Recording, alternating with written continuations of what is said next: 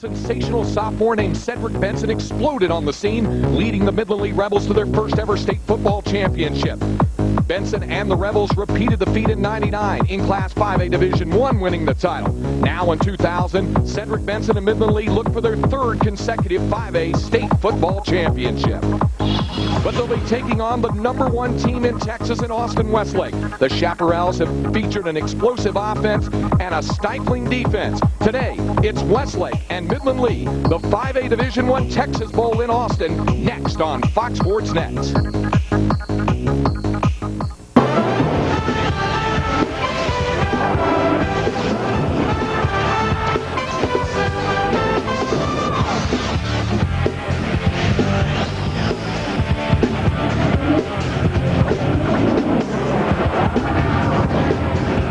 It is a breezy but beautiful day in the state capital of Texas, here in Austin, where they've come from all over, from the Permian Basin to see their beloved Midland Lee Rebels, and then across town to see the Westlake Chaparrals, Lee and Westlake, the 5A Division I Texas Bowl here, brought to you on Fox Sports Net.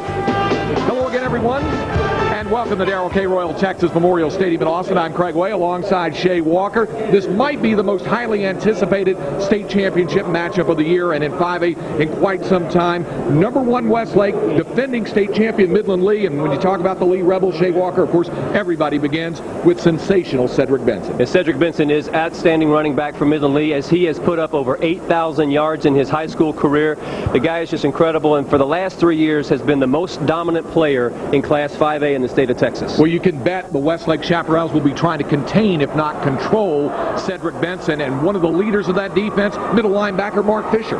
You take a look at Mark Fisher. He is the junior linebacker, as he's a leading tackler on this Westlake Chaparral football team. This guy is a rough and tumble kind of guy. He's got marks on his helmet. He wears the nose piece over to protect his face.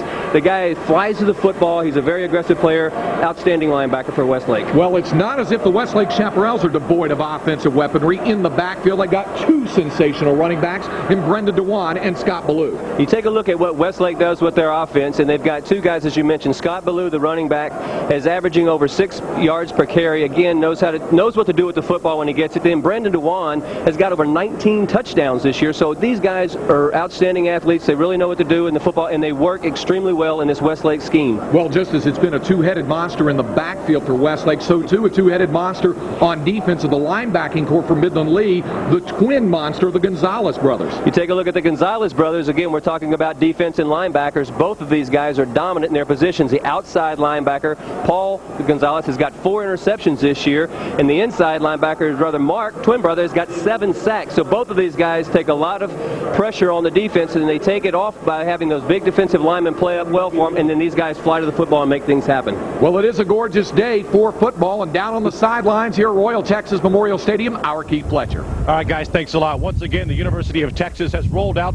the burnt orange carpet for the state championship game. Joe Jamail Field is in game day dress. The end zones, midfield, all painted in burnt orange, and most of the grass painted green. This field is not as good a condition as it may seem, but it is okay. Now, it is a nice sunny day, but the wind is going to be a bear. It's gusting at 10 to 20 miles an hour. Right now, it may get as high as 30 miles an hour. Field goals and PATs in the north end zone will not be automatic. The wind is blowing directly in. Craig? All right, thank you very much, Keith. Coming up, the starting lineups, the kickoff of today's 5A Division I Texas Bowl, the Midland Lee Rebels and the Austin Westlake Chaparrals. It's a breezy day, but they are ready to go as Westlake takes on Midland Lee on Fox Sports Net.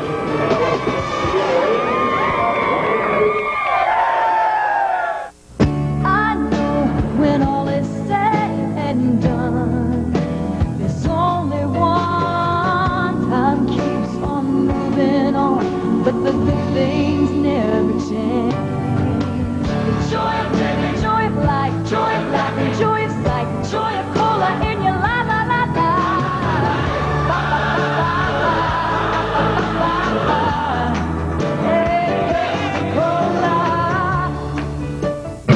Touchdown! The new winning team in town is IP Communications. IP is part of the new high-tech Texas. IP Communications was built on the Texas tradition of reliability, innovation, and friendly get-the-job-done customer service. So when the game is over and it's back to business, check out the new brand in Texas. IP Communications on the web at www.ip.net. When I was younger, I did some pretty foolish things, like work on my own car. Sometimes I did more harm than good. Today, I'd no sooner know what to do under there than how to perform brain surgery. So I trust my car and my family safety to a professional. Charlie works on over 350 different models, and they change every year. He knows as much about cars as doctors do about people. That's why I put my trust in him and the top quality CarQuest auto parts he uses. Whether you're a dot-com, a non-com, a hot mom, whether you got a stockpile or a rock pile, your wild Texas soul is about to feel different. Every minute in your Dodge is a minute worth living. In just 4 years, more than 1 million households have switched to Dodge trucks. And with Dodge Ram offering big cash allowances or low financing, is it any wonder? Different by a country mile. Coverage of today's 5A Division I Texas Bowl on Fox Sports Net is brought to you by the University Interscholastic League. By Dodge, official sponsor of the Texas High School State Championships. By Gatorade, is it in you? By Pepsi, proud sponsor of the Texas High School State Championships. And by IP Communications. Let us take you there.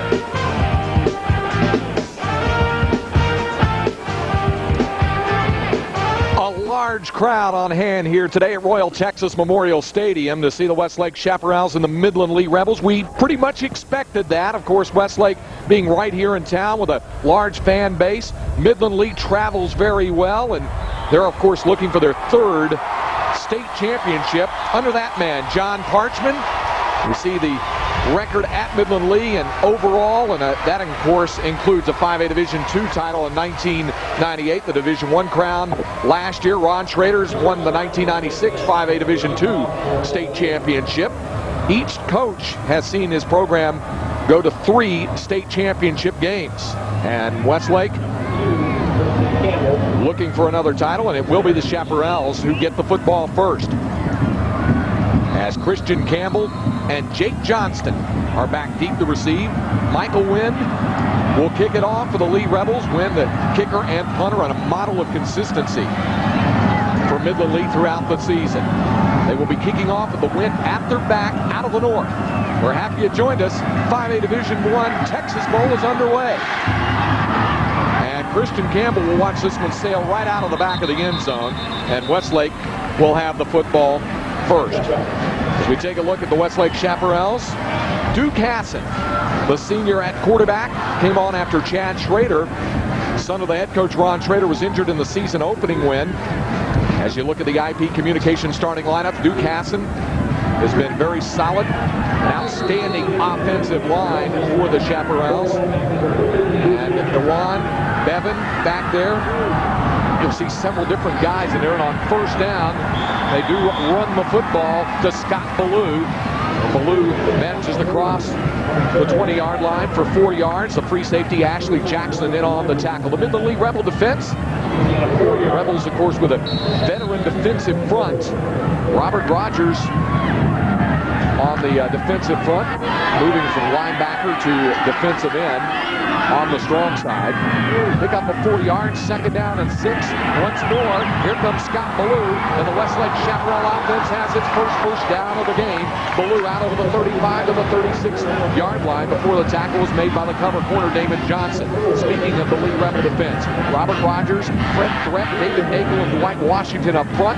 The linebackers, we spoke of the Gonzalez twins, along with very fast J.R. Brown. And in the secondary for Midland Lee, Damon Johnson, Jacoby Hartley, Ashley Jackson, and Tim Norman. So Westlake, 2 running plays and a first down out to the 36-yard line. First possession of the game. Campbell, the man in motion, and it's Brendan Dewan. Dewan this time picks up about 4 before he was brought down by Tim Norman, the strong side corner. That's a nice tackle by Tim Norman out on the corner, Craig, as he had DeJuan had an opening there and was one-on-one there, and Tim Norman, only 5'11", 165 pounds, was able to bring him down solo, so not a bad job by the cornerbacks. Westlake's opened the football game with 3 running plays, and they picked up good yardage. Ron Schrader knows that his offense has been able to move the ball on the ground all season long, and of course, Midland Lee's been tough against the run here in the playoffs. On 2nd and 6, and Hassan to throw into that breeze and finds Ballou for big yardage. Scott Ballou and another Westlake first down to the 39-yard line, a pickup of 22 yards. And Scott Ballou is we get a late flag coming down now. There's going to be, it looks like a personal foul call against Midland Lee, or somebody doing a little jabbering there after the play. But you talk about Scott Ballou out of the backfield. This guy is a dangerous receiver. Personal foul is called against the Lee Rebels. John Parchman does not like to see those kind of mistakes early in the game.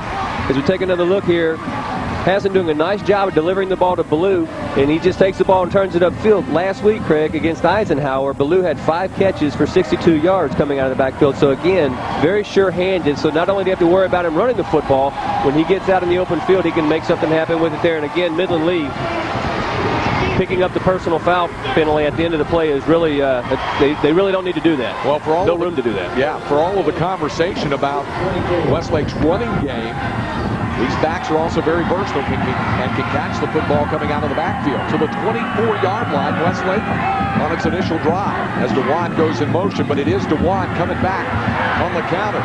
And Brendan DeJuan is going to take it to the goal line and right out of bounds, just shy of the pylon. Jacoby Hartley prevented the touchdown, but DeJuan picked up 23 to the goal line. And this is exactly what John Parchman talked about, head coach of Midland Lee. If you take a look at how Westlake spreads you out and then they get you going in the wrong direction, and downfield they just execute their downfield blocks extremely well. Brandon DeJuan, we talk about him and Ballou and how well they are, but in this scheme of Westlake's offense, they get a lot of misdirection, a lot of slant angle type runs, and they break them for huge gains. And it's Hassan on the keeper, and he'll take it in for the touchdown. It doesn't take Westlake long to score. 2 minutes and 7 seconds into the game, and John Parchman's team is down a touchdown.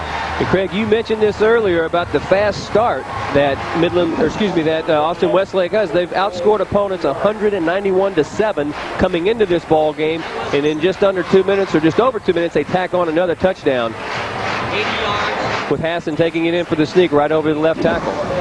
James Baker on for the conversion.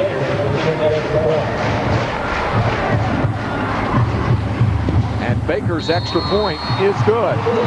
2 minutes and 18 seconds into the game, the Westlake Chaparrals go 80 yards in 6 plays, and Westlake strikes first.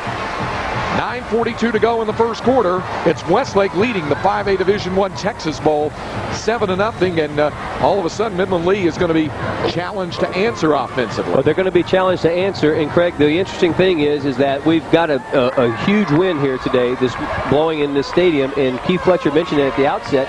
Well, Westlake going into the wind has just now put a touchdown on the board, and you wouldn't expect to see that necessarily that quick. Well, you think about it, Shay, we look at today's Dodge keys to the game, and exactly what Westlake wanted to do, they did do on that first possession. That's stretching out that Rebel defense. Yeah, they did it by alignment, and they were able to get a little bit of misdirection going, which opened up some big creases for DeJuan, and then the Hassan pass to Ballou was another big gainer. And then as far as the defense for the Chaparrals, they can allow Benson to get his yards, but they can't give up any more big plays. As far as Midland Lee's keys to the game, they want to have balance with Benson on offense, but that first quarter control is something we've seen Westlake establish now. Okay, we'll talk about the first quarter control first. Again, Midland Lee needs to really try to hold down the Chaparral offense, as they are high-powered in the first quarter. And then the balance with Benson is he's got to get some help, Craig. He needs somebody to take a little bit of the load off of him. Either quarterback Nick Hand or somebody's going to have to step up today and take a little bit of the pressure off of Cedric Benson. He can't do it alone against this Westlake defense. Jacoby Kendrick back deep to receive the kick as the football blows off the tee, and James Baker will have to kick off into this breeze. Now, You would expect, because of the wind, Midland Lee to have some good field position coming out of this. But you look at the upbacks, they're standing on the 10-yard line and 12-yard lines respectively, so they do not expect the football to get down, and quite frankly, they're going to have to pull somebody out of here if the ball blows off the tee again to hold it down. The wind is gusting that high. Well, you can really see it blowing here, and now Westlake will try again to kick it off behind James Baker. And a little squibber into the breeze, picked up by the Rebels. One of the up men getting it out close to the 40-yard line before Houston Street came over to make the tackle. This tight end Eric Winston, one of the upbacks, he picked it up showing nice hands, picking the ball up and giving Midland Lee some excellent field position. Got 8 yards on the return. Speaking of Midland Lee's offense, Nick Hand, their quarterback, just kind of controlling the ship. You see the offensive front and a very talented and large offensive line for the Lee Rebels. In the backfield, you mentioned Eric Winston, the tight end. Big target, their leading receiver, and of course, Cedric Benson, the lead man in the backfield. 1st and 10 for the Rebels. And flags go down before they can even get the play underway. And the false start will cost Lee 5.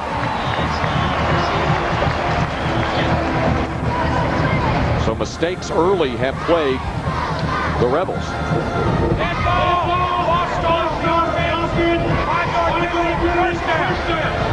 That'll make it 1st down and 15.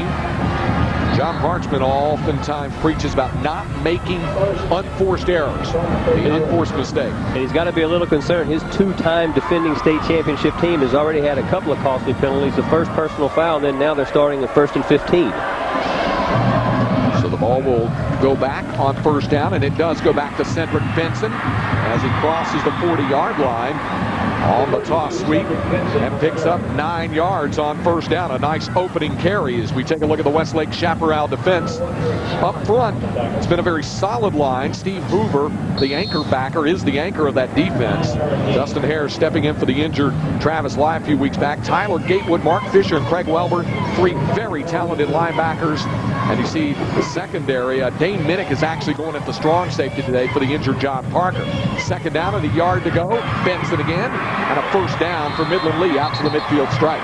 Well, it's just a beautiful thing to see a running back like Cedric Benson in the old traditional eye. You know, in today's offenses, we see a lot of spread offense, a lot of split backfields and single back, no backs. And now we've got a true kind of throwback, if you will, running in the I formation. Cedric Benson, he's lined up 8 yards, and he kind of has that Eric Dickerson look to him as he's sitting back there with his hands on his knees about 8 or 9 yards deep.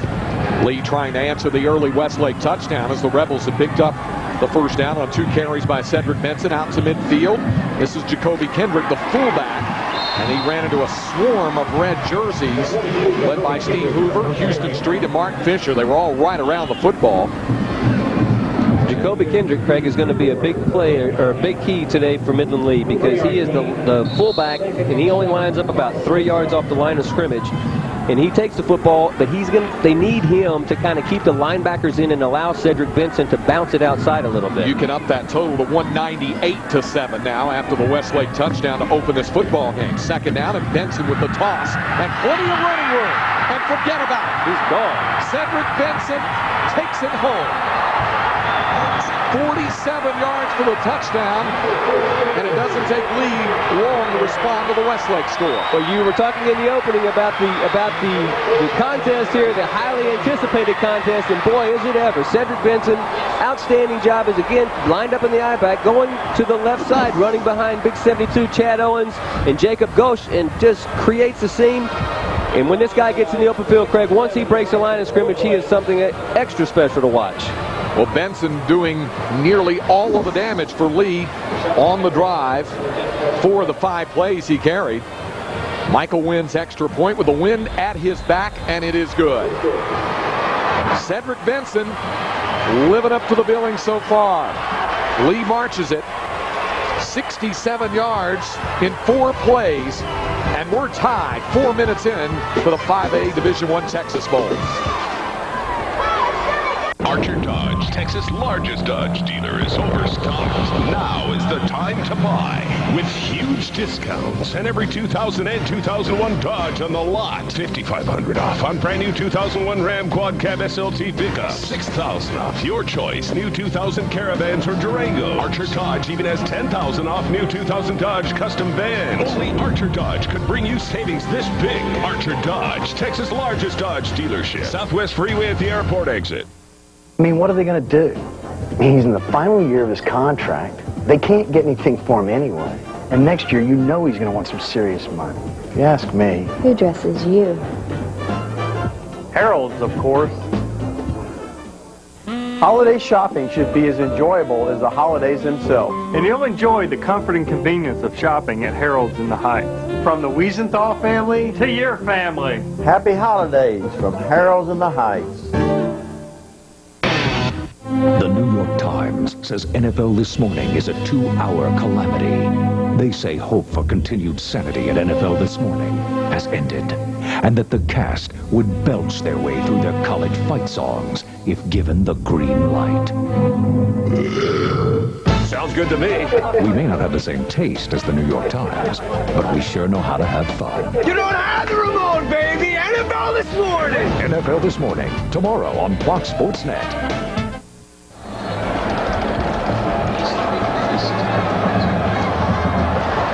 Midland Lee coming right back to tie this football game after the Westlake touchdown. And Michael Wynn's second kickoff here in the first quarter for the Rebels. And once more, Christian Campbell back deep to receive a kickoff that he cannot return because the wind is at the back, right out of the end zone, and Westlake operates from its own 20-yard line again. Well, Lee with the quick response to the touchdown, Shay. And Craig, looking at the offensive line, you look at Jacob Gosh, the lineman. As he gets here, he'll get an excellent pancake block, and then you see Chad Owens go over the side, and he's got the kick out. It's a big run for Benson, and he takes it right past the Westlake defense. Eric Smart, the safety, not able to catch up, and we're tied at 7. Second possession, the toss. Defense adjusts to Scott Malou as he bounces off a couple of tacklers for 3, but Tim Norman coming up in run support, and that's one thing that Lee has done defensively is really get to the football, get to the ball carrier pretty quickly with the defense. As we talked in the opening, their linebackers, Paul Gonzalez and Mark Gonzalez, the twins, and then you mentioned the speedy J.R. Brown. Those guys fly to the football, and they play really well, Craig, in the line, behind the line. They let the linemen get tied up by their big defensive linemen, and then those 3 guys go in and do the cleanup. Grant Hankenine in along with Christian Campbell at receiver, as well as the fullback Brad Bevan. And here is Ballou once more. And a gain of 4 more yards. First to the left, then back to the right with Scott Ballou, and it's a pickup of 4. And this is exactly what John Parchman was talking about, is that Midland Lee has to be able to hold down the offensive sets of Westlake because they go so many directions. They spread you out thin. They have a lot of motion. They try to create a lot of mismatches or matchups or confusion on your defense, and they're able to do that. And then they've got these incredible running backs who rip off huge games. Hankenine is the wide receiver, and a slot is Campbell. Ballou in motion on 3rd down and 3, and Dewan is stopped short of the first down. Tim Norman comes over to make the tackle, and he's a yard shy of the first down. Gain of a yard. That's about it. 4th down, and Westlake will have to punt into this very stout breeze. And on that play, it looked like Brandon Dewan was going to pick up the first down, and Tim Norman again knifes in there, 5'11", 165 pounds, and just took the legs right out from Dewan, stopping him short of a first down. James Baker to punt the football as we approach the midway mark of the first quarter here. So these punts, Craig, into the wind like this are a little squirrely for the receiving team as well, as it's kind of hard to gauge the football. But before Baker can get the kick away, a timeout was called by Westlake. Chaparrals want to discuss things, so Westlake will take the timeout. We will as well. Midway mark of the first quarter, we're tied at 7.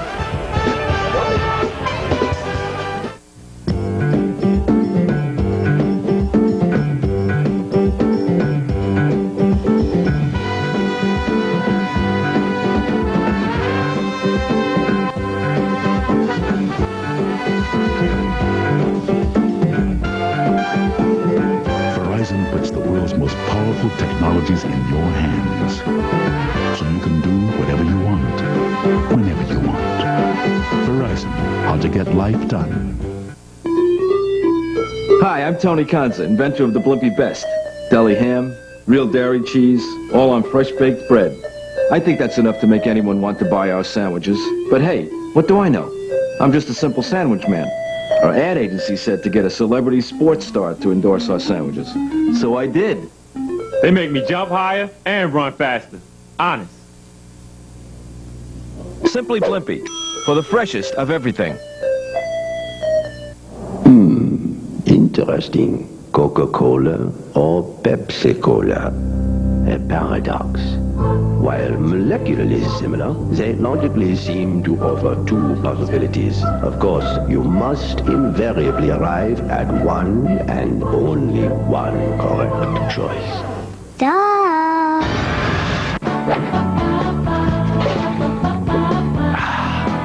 A no-brainer.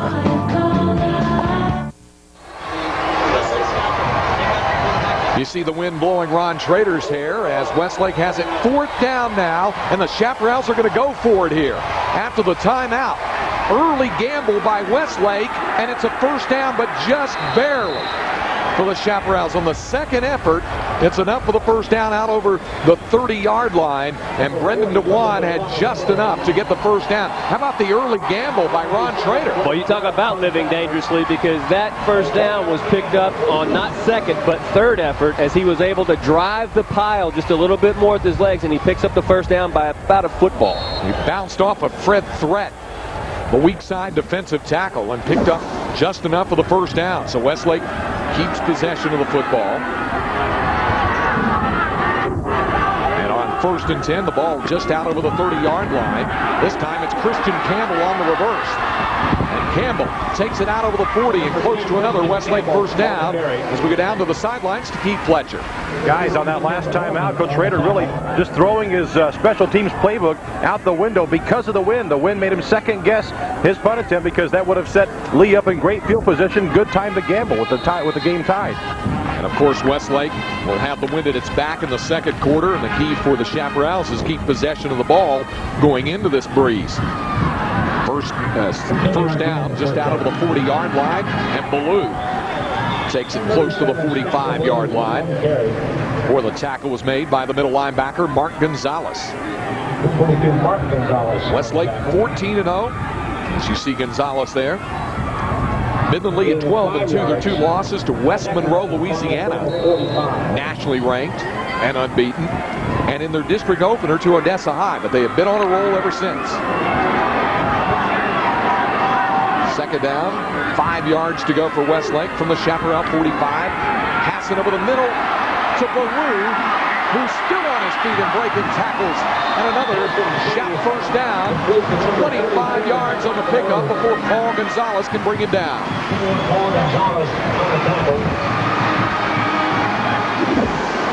These guys line up in trips receivers. Number 22, Mark Gonzalez, the middle linebacker, starts floating over, and he's just not able to get in front of Scott Ballou, and Scott Ballou picks up a big gain. But a nice job again of Duke Hassan recognizing where the defense was, lined the receivers up in trips, and found Ballou right in the middle of the field. It's a 4 wide out set now, along with Scott Ballou, one of those 4 receivers for Westlake. The handoff to DeWan, and not much there, if anything at all, because the white jerseys were all around him. J.R. Brown, the strong side linebacker, and Fred Threat come up for the tackle for the Rebels. That's the keep them honest play as they run the dive with DeWan right there. They've not run anything in between the tackles yet, and then today, or on this particular play, they take the opportunity to try to get something going. And again, that's just to kind of hold the linebackers in, not letting them fly around on the football and keeping the safeties honest. Well, and on that dive, that was the fullback Brad Bevan on the carry. Now DeWan is back on. 2nd down and 10 yards to go. And DeWan goes in motion.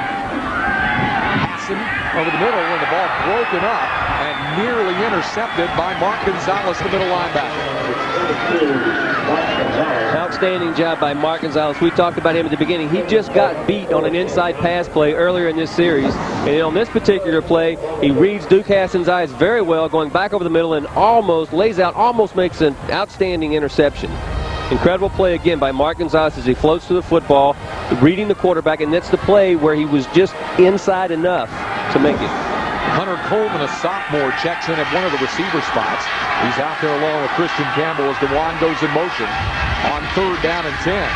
Passing against the blitz, sets up the screen, and it was batted high in the air and knocked away by Dwight Washington, the weak side defensive end. Well, that ball was dangerous as it was hanging up in the air. Midland Lee looking around. They almost had somebody get underneath it, but again, pressure on the quarterback coming from number 22, Mark Gonzalez, from his linebacker position. Dwight Washington, a 6'3" guy, gets his hands up high enough to tip that ball.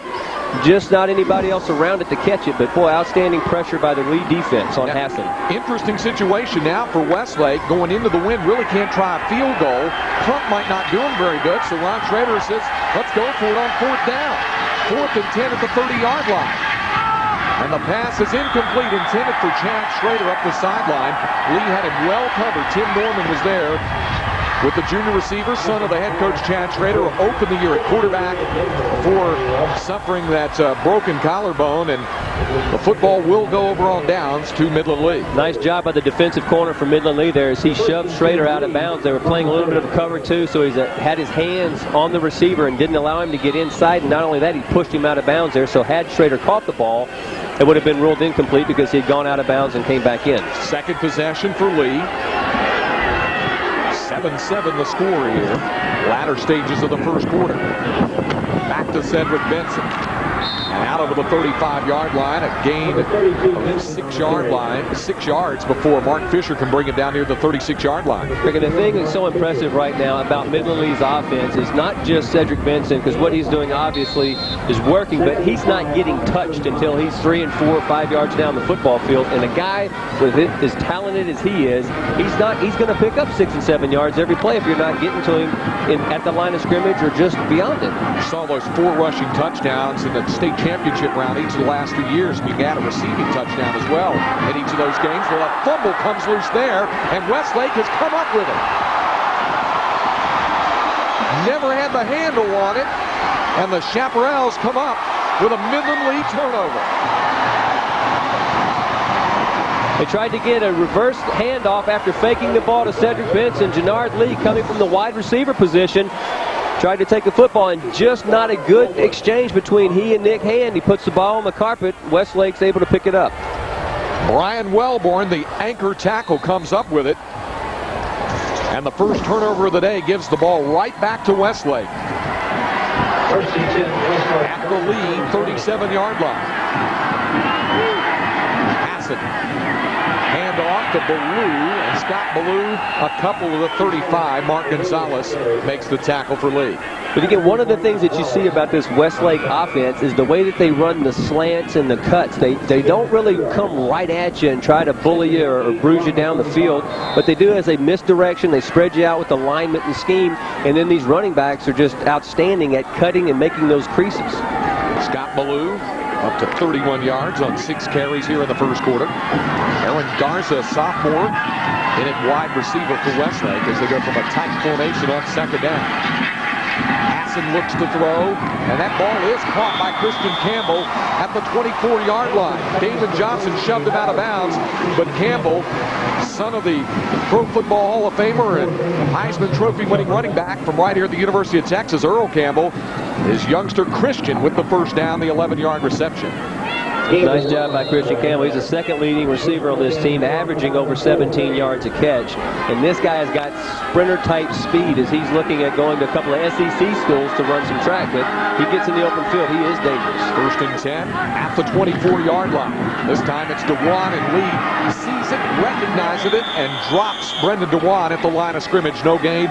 Mark Gonzalez really reacting to the ball carrier well here in the first quarter. Well, we're talking again about the scheme that Westlake runs and how they try to spread you out and create angles and mismatches right now.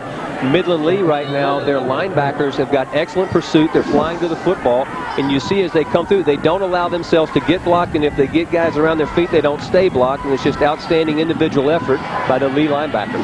Coleman and Campbell are the split receivers for Westlake. DeJuan in motion.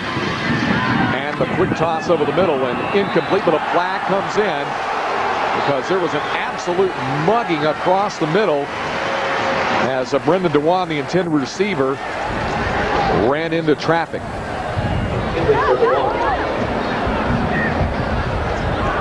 Take a look at the call coming up, and it is going to be a defensive hold against Lee. It'll be an automatic first down. J.R. Brown did not like the call, but Brown the guilty party, and it'll be a first down. Midland Lee's defense has been tough throughout the season, but they have really been supreme in the playoffs. You look at the total yardage that Midland Lee has allowed in the playoffs, and it has been an incredible difference from the regular season. Well, you talk about stepping it up, and that's really how you like to see your teams. You want them peaking right there at the end of the district play and coming up, and they've really held and shut down their opponents throughout this playoff run. However, penalties have hurt Lee on the first drive for Westlake, and a penalty there as Hassan looks to throw in some trouble, and he'll scramble forward to pick up a couple before David Dakel makes the tackle. Duke Hassan leaning forward for a 4-yard gain. Linebacker J.R. Brown talking about the speed and the athleticism of the Midland Lee linebackers. He was back in the backfield again and had a chance to bring Hassan down for a sack, but Duke Hassan was able to step up and slip a couple of tackles, picking up a couple of yards. Chad Schrader will bring in the play from the sideline for Westlake and enter the game as a split receiver along with Campbell, and Ballou makes it a 3-wide-out set on the left side. Hassan over the middle, the ball caught, and lunging for the touchdown is Scott Ballou.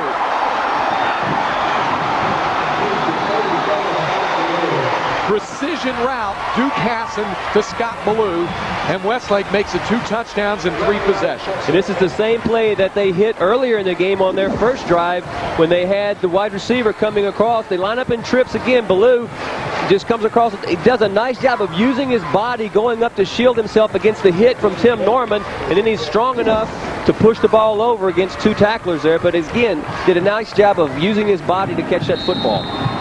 James Baker, who adds the conversion, will have to kick off into this breeze again. But that's not a bad deal for Westlake, because in large measure, thanks to Scott Ballou, Westlake is back on top by 7. Hassan doing a nice job of looking downfield again. Ballou anticipating a hit, goes up and catches the ball into his body. Usually you don't like to see your receivers catching the ball in the body. You prefer to have them catch it in the hands, but he does a nice job of using it as a cushion as he took the blow as the ball arrived. Again, Tim Norman doing a nice job, just wasn't able to jar the ball loose. Scott Ballou has been such a weapon for Westlake, along with Brendan Dewan, and saw that number earlier on Dewan, 778 rushing yards coming into today's game, and that, Shea Walker's, in addition to missing the better part of 7 games due to a broken scapula, and yet he has been a major part of Westlake's offense, as has that young man, Scott Ballou. And you see Duke Hassan, solid senior who has stepped up quietly, a guy who was a 14 quarterback not that long ago. Yeah, and he got the break after starting quarterback Chad Schrader hurt himself in the Texas Bowl to open the season. And Duke Hassan has come on and led this team to a flawless record and on the verge of a state championship. The kickoff is going to trickle out of bounds, and that wind really wreaking havoc with the kicking game, and that's one reason why we saw Westlake, the main reason why the Chaparrals went for it on the 4th down from their own 29 early. Yeah, that was a little bit of a dangerous call, but you know, you can still punt the ball in the wind. There's not a rule that says you can't. You just have to be able to make sure you get the nose down on the football. And again, it can cause as much havoc on the receiving team on a punt as it can on the punting team. So yeah, you're going to have to punt it sometime, and if you're able to get away, they've only got 26 seconds left in the quarter, so obviously Westlake won't have to punt into the wind this half. But at some point, you got to have your punter go ahead and put it out there. Well, Midland Lee was plus 26 in the turnover ratio, but that turnover, the fumble as they tried on the end around to Jacoby Kendrick as the ball came loose, or Jannard Lee when it came loose, really cost the Rebels. It has, and they'll take the ball to the 30-yard line. First down. Lee will start from the 30-yard line after the ball went out of bounds. And Midland Lee has done well, Craig, offensively. They just don't have any continuity. They've gotten the penalty, a couple of penalties, and then a fumble, and they haven't really had the ball with the exception of that first series. And they really need to get Cedric Benson back on track. They Trying to do that now with the toss to Benson on first down, and he is popped hard. Now, this is something that Cedric Benson saw a great deal of last week right here in this stadium, Shay, when he carried 28 times for 92 yards against the Woodlands. The end of the first quarter of the 5A Division I Texas Bowl here in Austin. Paging Dr. Norris. Dr. Norris. When lives are on the line, you rely on the specialized training and expertise of real professionals. People who use the tools at their disposal to find out what's wrong and fix it. But even with years of experience, it's not always easy. Appearances can be deceiving, because even though this isn't a hospital, this is a surgeon. He just operates on cars. Paging Dr. Norris. Your car is ready. CarQuest, their professional choice. All 12 are cast from the same mold. Their specifications and tolerances are exactly the same. But only one was made for you. Introducing the phones of the Big 12, only from Southwestern Bell Wireless and Nokia mobile phones. Support your team. Pick one up today.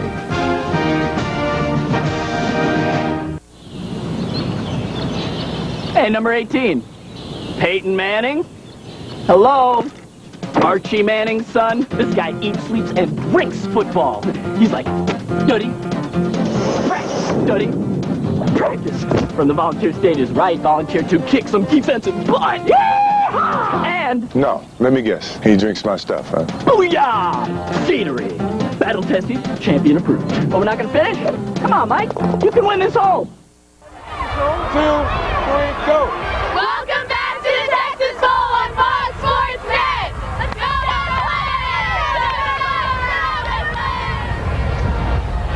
We begin the second quarter here at Darrell K. Royal Texas Memorial Stadium.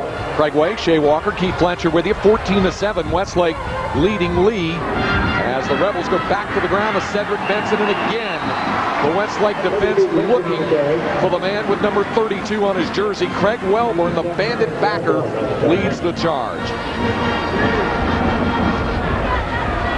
Brings up third down and 9 for Midland Lee as the Rebels have to move into this win here in the second quarter. Well, they're going to have to rely heavily on Cedric Benson now, but they're going to need some help again. Maybe Jacoby Kendrick can pop one up the middle, the fullback. They relied on him earlier this year, and this season he's been a pretty big cog in the offense. They need him to kind of pop some of these plays and get something going, because Benson right now is finding the sledding pretty tough. Third and a long 8. Nick Hand to throw for the first time, and the ball's caught by Winston, the tight end, and look at him shed tacklers as the Westlake defense is introduced to the 6'6", 272-pound junior tight end, Eric Winston. And Craig, we're looking across the field right now at how fired up this Midland Lee team is, and it's because Nick Hand doing a nice job of finding Eric Winston, not trying to do too much with the football, and that big 6'6" frame doesn't allow the defender to come over the top of him. Again, you see him coming down, and watch as he squares up to the play. There's no way that Eric Smart, the defensive back, can get in between him and the football, and then, wow, what an excellent run.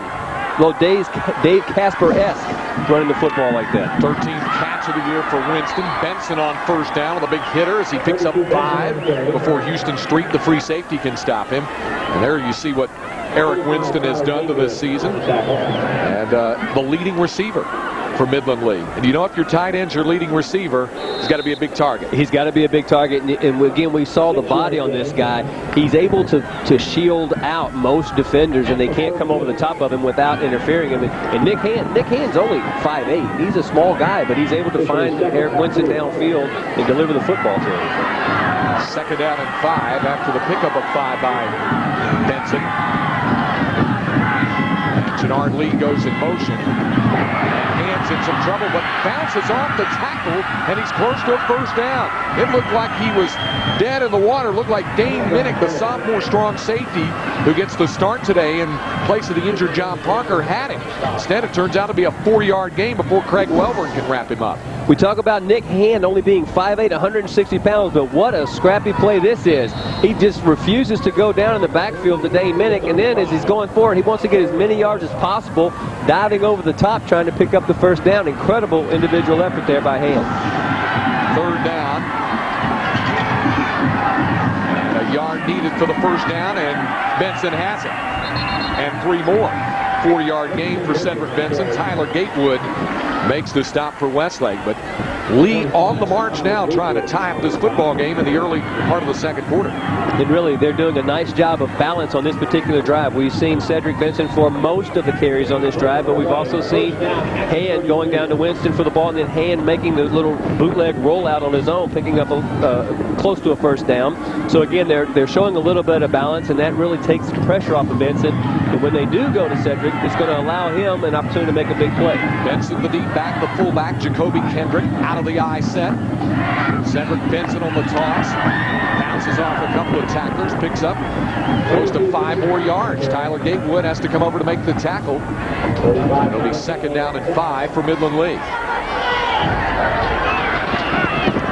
As the Rebels move into the breeze. Hey, Craig, take a look here as we got Nick Hand as he come around, and he actually leads this play from his quarterback position, trying to pick up a block for Cedric Benson. Again, we've got the 5'8", 160-pound emotional leader of the offense, the quarterback, coming down trying to make plays and blocks for the running back. Running downfield, seeing a guy that small bumping into linebackers is kind of it's kind of great to see the intensity that he has. Tyler Gatewood now comes off the field for Westlake. 2nd down, it's Benson again. And Cedric Benson throws up clouds of dust, and he's close to another Midland Lee first down. Well, Houston Street's about a 1/4 of an inch shorter right now as he came up from his free safety position. He laid a nice hit on Cedric Benson, but as he did, he got drove back into the ground a little bit. Very close to a first down. Close enough, in fact, that they may need to measure, and will. You see Houston Street. What a stabilizing force he's been in the secondary. Without a question. He is a quarterback by nature. He was quarterback earlier in his career, and he is certainly the quarterback of that defense. He leads the team with 10 interceptions. And again, he came up from the free safety position right there and stopped Cedric Benson one-on-one. But you see, that's kind of the hit where you need to adjust your shoulder pads a little bit, kind of shake your helmet, check your feelings, because he took a pretty good lick on that play. Benson up to 90 yards now here in the first half on 10 carries. Pretty good average for him. 1st and 10. Benson again with a call. Good blocking for him, and Cedric Benson lowers the shoulder and drives Mark Fisher down to the 15-yard line as he picks up 7 more yards. Hey, Craig, this is us against you. We're coming at you very vanilla right now. That's again, you've got the Cedric in the I-back position. Watch the kick-out block here by number 42, Jacoby Kendrick, the fullback. He just absolutely levels the defender, decleats him, and creates a nice seam, and Benson turns it up and picks up about 7 yards. 2nd down and 3 as Benson was held under 100 last week. It won't happen today. He only needs 3 more yards to top that. He gets that and then some inside the 10-yard line. It'll be 1st and goal. 7-yard gain for Benson, now up to 104 yards here in the first half. And he might have taken that one, and he got tripped up right around the line of scrimmage. And you just, Craig, we're watching an exceptional athlete right now because he gets hit around the line of scrimmage, around below the legs, but he's got enough balance and speed that he stays up and he picks up about 5 or 6 yards after the hit. So many people talked about what great balance Cedric Benson has on the field, that he can take a hit and right himself and keep the legs going all the while. 1st and goal, the ball at the 8-yard line of Westlake. Midland Lee looking for a tying touchdown here in quarter number 2. Nick Hand, the junior quarterback, there's movement in the line, and Benson goes forward for a yard, but let's check the flag here. Benson on carry. Well, this year with the rule change in the UIL, it's kind of tough to, usually you just say, hey, that's going to be offsides on the offense, but, or false start on the offense, but now with the rule change, they implemented this year, if you got a defensive lineman, he's jumping into the line of scrimmage and he's trying to draw the guy off, that they will call that offsides on the defense. So in the neutral zone at the snap. The penalty will move it inside the 10. You look at Mark Fisher coming in for the hit. And Benson kind of sliding past him. Now it's 1st and goal at the 4 for the Rebels. Half the distance from the goal line on the penalty. Any guesses on who gets the ball here, Craig? Only need 1, I think. And he does get the call. Benson only for a yard, however, before Eric Smart wraps him up. Excellent penetration there on the defensive line by Justin Hare, the senior, 223 pounds. He's able to knife in there and create a little bit of havoc in the backfield, and he forced Benson to bounce it outside. The knee will actually touch down to the 4-yard line, so it's no gain on the play for Midland Lee. 2nd and goal at the 4-yard line. But typically in these situations would be an excellent opportunity for a guy like Jacoby Kendrick to get the football, because everyone's looking at number 32 right now. To try to pop the fullback up the middle quick might be a good way to get the ball in the end zone. 2nd and goal at the 4. Benson turns it outside, and he'll trot home for the touchdown. Cedric Benson's 2nd score of the game, and Lee an extra point away from tying this one up. Or, of course, you could give it to Cedric Benson.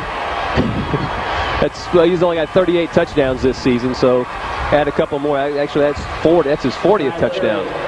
Rushing to go with 3 receiving.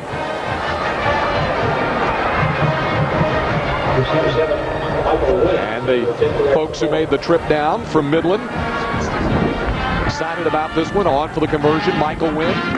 The game-tying extra point is good. It knuckles through the breeze. An excellent drive for Midland Lee. They take up half of the 2nd quarter in the process, and we're tied at 14. Jason Kidd and the Suns, Tim Duncan and the Spurs. Tonight at 7 on Fox Sports Net. You're watching Fox Sports Net. Güzel şehrimiz Diyarbakır'a hoş geldiniz. When you buy and sell in volume, you can sell at a lower price. And Mackay Chevrolet does. We're on our way to becoming the #1 high-volume, low-price Chevy dealer in Texas. Mackay Chevrolet has the volume inventory, and we'll give you the low price. 2001 Camaros starting at $14,688. 2001 Cavaliers priced from $10,988. 2001 Malibus from only $13,988. High volume, low prices, and still no charge for that great Mackay feeling.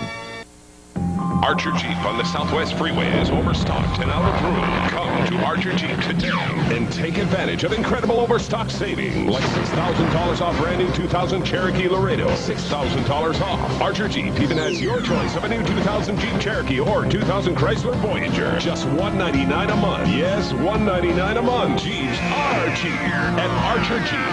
Overstocked and out of room. Archer Jeep, Southwest Freeway, exit Wilcrest. Archer Jeep.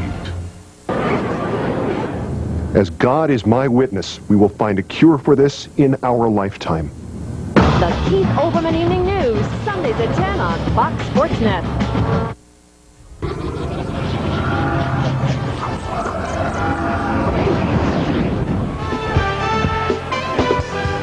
State championship afternoon here in Austin, Texas. Colorado River, a serene sight, but anything but serene here at Royal Texas Memorial Stadium. Tied at 14 here. Midway mark of the 2nd quarter, and Shea Walker, one way to combat going into the wind is use up the clock when you have it in your face, and that's what Lee did on that touchdown. Actually, we've seen both Westlake and Lee do that, and surprisingly had a little bit of success throwing the football. Although limited throwing it, they were very effective in doing so, and that allowed them to sustain drives and chew up a lot of clock. They used 6 minutes and 13 seconds on that scoring drive, did the Lee Rebels, and that's what we have left here in the first half. 6:13, and Ron Schrader's football team about to get the ball with the wind at its back for the first time. Christian Campbell, very dangerous, back on the return. Remember, Midland Lee has given up a touchdown on a kickoff return in the playoffs. They've only allowed 1 touchdown here in the playoffs coming into today's game, and that was on a kickoff return by Duncanville. Well, they can ill afford to give up a touchdown in this game today because the Westlake offense is just too potent. You've got to hold them down on special teams and not let them break anything big on you. Michael Wynn has a strong leg, and he'll need it kicking off into this breeze, and they'll squib it. And it's picked up by Hunter Coleman. Up the middle, and Coleman on the move. Coleman, of course, a receiver, and he takes it out over the 40 for the 12-yard return. And Westlake has the football back before Tim Norman made the tackle. Of course, this is the 5A Division I state championship. The 5A Division II Texas Bowl comes up next Saturday at noon. Well, the winners of these 2 matchups, Arlington Lamar and John Tyler High of Tyler, they play tonight at Texas Stadium. Katy and John Marshall of San Antonio kick off at Kyle Field and College Station this afternoon. site to be announced, we do know. You can see it right here at high noon on Fox Sports Net. As the wind continues to kick up out of the north. Westlake with the wind at its back. And Hassan to throw. In trouble. And does find Campbell. Christian Campbell and a first down for Westlake. Campbell not the primary target, but he picks up 11 yards before Norman and Gonzalez run him out of bounds. And a nice job by Duke Hassan being able to come back and find Christian Campbell as he was rolling out to his left originally, looking downfield. All the receivers were covered. Christian Campbell lined up out there but came back across the field. And Hassan doing a nice job of avoiding the rush and finding Campbell. Again, excellent patience there by Duke Hassan. Jed Johnston, one of the receivers, as DeJuan goes in motion now. And they run option with Hassan on the keeper. Takes it inside for a pickup of about 4. Dackel comes over to make the tackle for Lee. And you're always talking about the changes with this Westlake offense. You've seen them run the option. We've seen them throw the football. They give you a lot of different looks, and that's really frustrating for a defense. And it's hard to kind of ever zero in on what they're trying to do to you because they've got so many sets and formations that they come at you with. Jed Johnston checks out. Hunter Coleman in with the play from the sideline. On 2nd and 6 for the Chaparrals. Coleman and Campbell, the split receivers at the bottom of your screen. Brendan DeJuan in motion. Ballou, the deep back. And Hassan with time going deep, looking for DeJuan. And the ball floats out of bounds. And sometimes, Shay, that's when the wind can be a detriment to you. Even though he has it at his back, we saw the shot of the flags earlier. Those things are standing at attention, and the wind is really humping right now on the football field. And when that ball gets up that high, it takes it out of play where it's just too difficult to be able to gauge it. You've got to throw it with a little bit more authority and a little bit more zip. The more you lay it up in this much wind, it's really going to float out of bounds on you. Big third down here for both of these teams. 3rd and 6. Westlake at the Lee 42-yard line. Pressure coming. Now Hassan's going to tuck it in. He's got a lot of running room. First down and more. J.R. Brown ran him out of bounds at the 28-yard line. But that's 14 yards and a first down for Westlake as we go down to Keith Fletcher on the sideline. All right, guys, thanks a lot. I'm with Marine Staff Sergeant Stephanie Alward, and the Marine Corps is now an official corporate partner of the UIL. And Stephanie, talk about one of the reasons, I guess, the military is always a secondary option for a high school graduate. Why should it be a primary option? Well, besides the great educational opportunities and the opportunity to travel and the technical skills, we have a lot of the intangibles to offer. The ultimate challenge our nation has to offer with an extensive background of training that comes with discipline and teamwork, and then ultimately the pride of being one of the few, the proud United States Marine. Thanks a lot. Craig? All right, thanks very much. On first down, Scott Ballou with a toss back, but this may come back for holding as Ballou went outside. Ashley Jackson made the tackle. Flag comes down. It might be the flag against Westlake. Looks like maybe Brendan DeJuan was getting a little bit of extra help holding there on number 98, Dwight Washington, blocking for his running back mate. And they will march it back. Meanwhile, the Gatorade game summary here in the first half for the Westlake Chaparrals and the Midland Lee Rebels in this 14-14 tie. First of all, the holding call to come. Holding on the offense, 10-yard penalty from the spot of the foul. So the spot of the foul takes it back to the 37-yard line. You see what Cedric Benson has done to this point in the game. And Westlake using the balanced attack and, of course, capitalizing on the Lee fumble. And that fumble was really big. And Westlake has shown last week, especially against Eisenhower, they go in that game, Craig, they win it 45-0, but it's 7-0 at the half.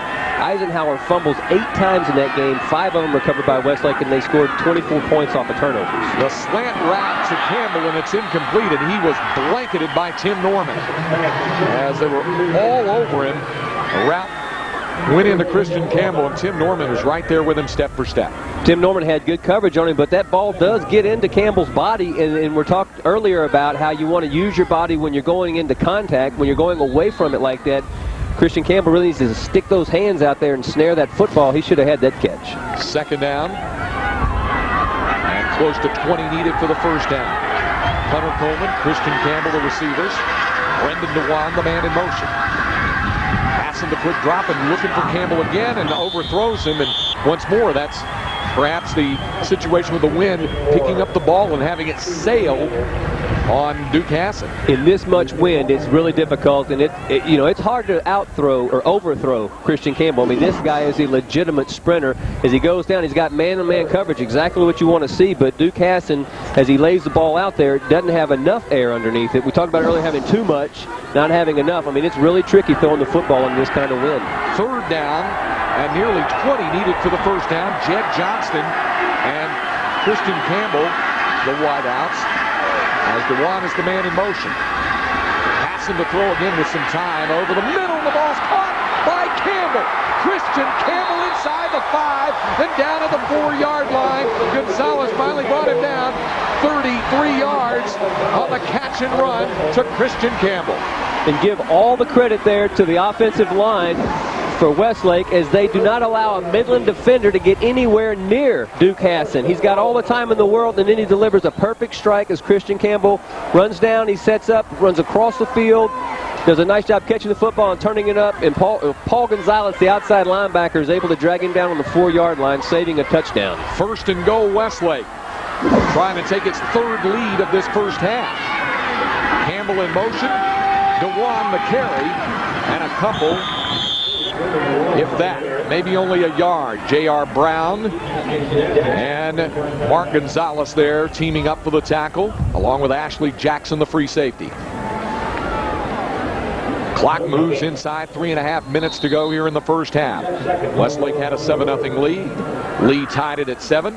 Chaparrals went up 14-7. Rebels squared it again at 14, and Westlake looking for its third lead of this first half as you look at the numbers for Duke Hassan here in the first half. Second and goal. Westlake gives it to Ballou, hurtling over the top for the touchdown. Scott Ballou's second touchdown of the half, and Westlake is back in front. And Scott Ballou was pretty happy with himself there as he gave the ball a little bit of a spike as he hops up off the end zone. Excellent individual effort again, running over the left side, gets some good blocking, and he just goes up top and over. Outstanding individual effort there, getting into the end zone. For the first time today, James Baker gets to kick with the wind at his back. And then we'll be able to kick off with the wind at his back. Baker, like Michael Wynn of Midland Lee, possessing the very strong leg, and this extra point is good. 3:06 to go in the first half. Scott Ballou's second touchdown of the first half has put Westlake back in front, 21-14. I know when all is said and done, there's only one time keeps on moving on, but the good things never change.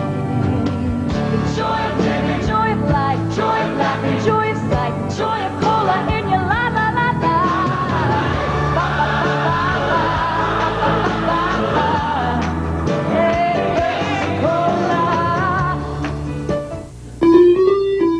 Hi, I'm Tony Conza, inventor of the Blimpie Best.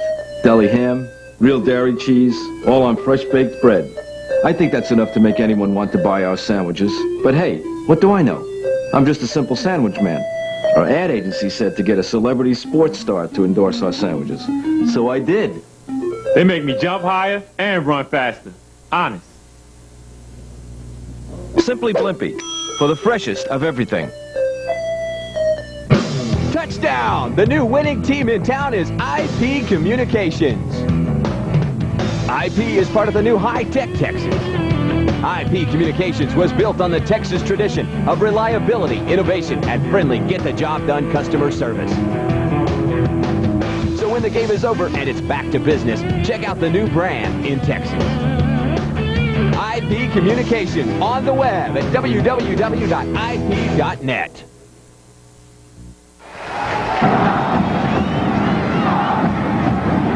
It is 2 years ago that Midland Lee winds up with its first ever state championship. Cedric Benson, 4 rushing touchdowns, 5 overall, and leading the Rebels to the state crown. And then after winning the Division II title in '98, right here in Austin, the Division I championship a year ago, Benson another big game.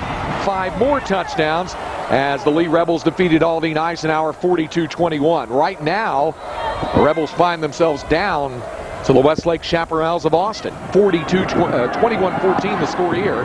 Just over 3 minutes to go in the half.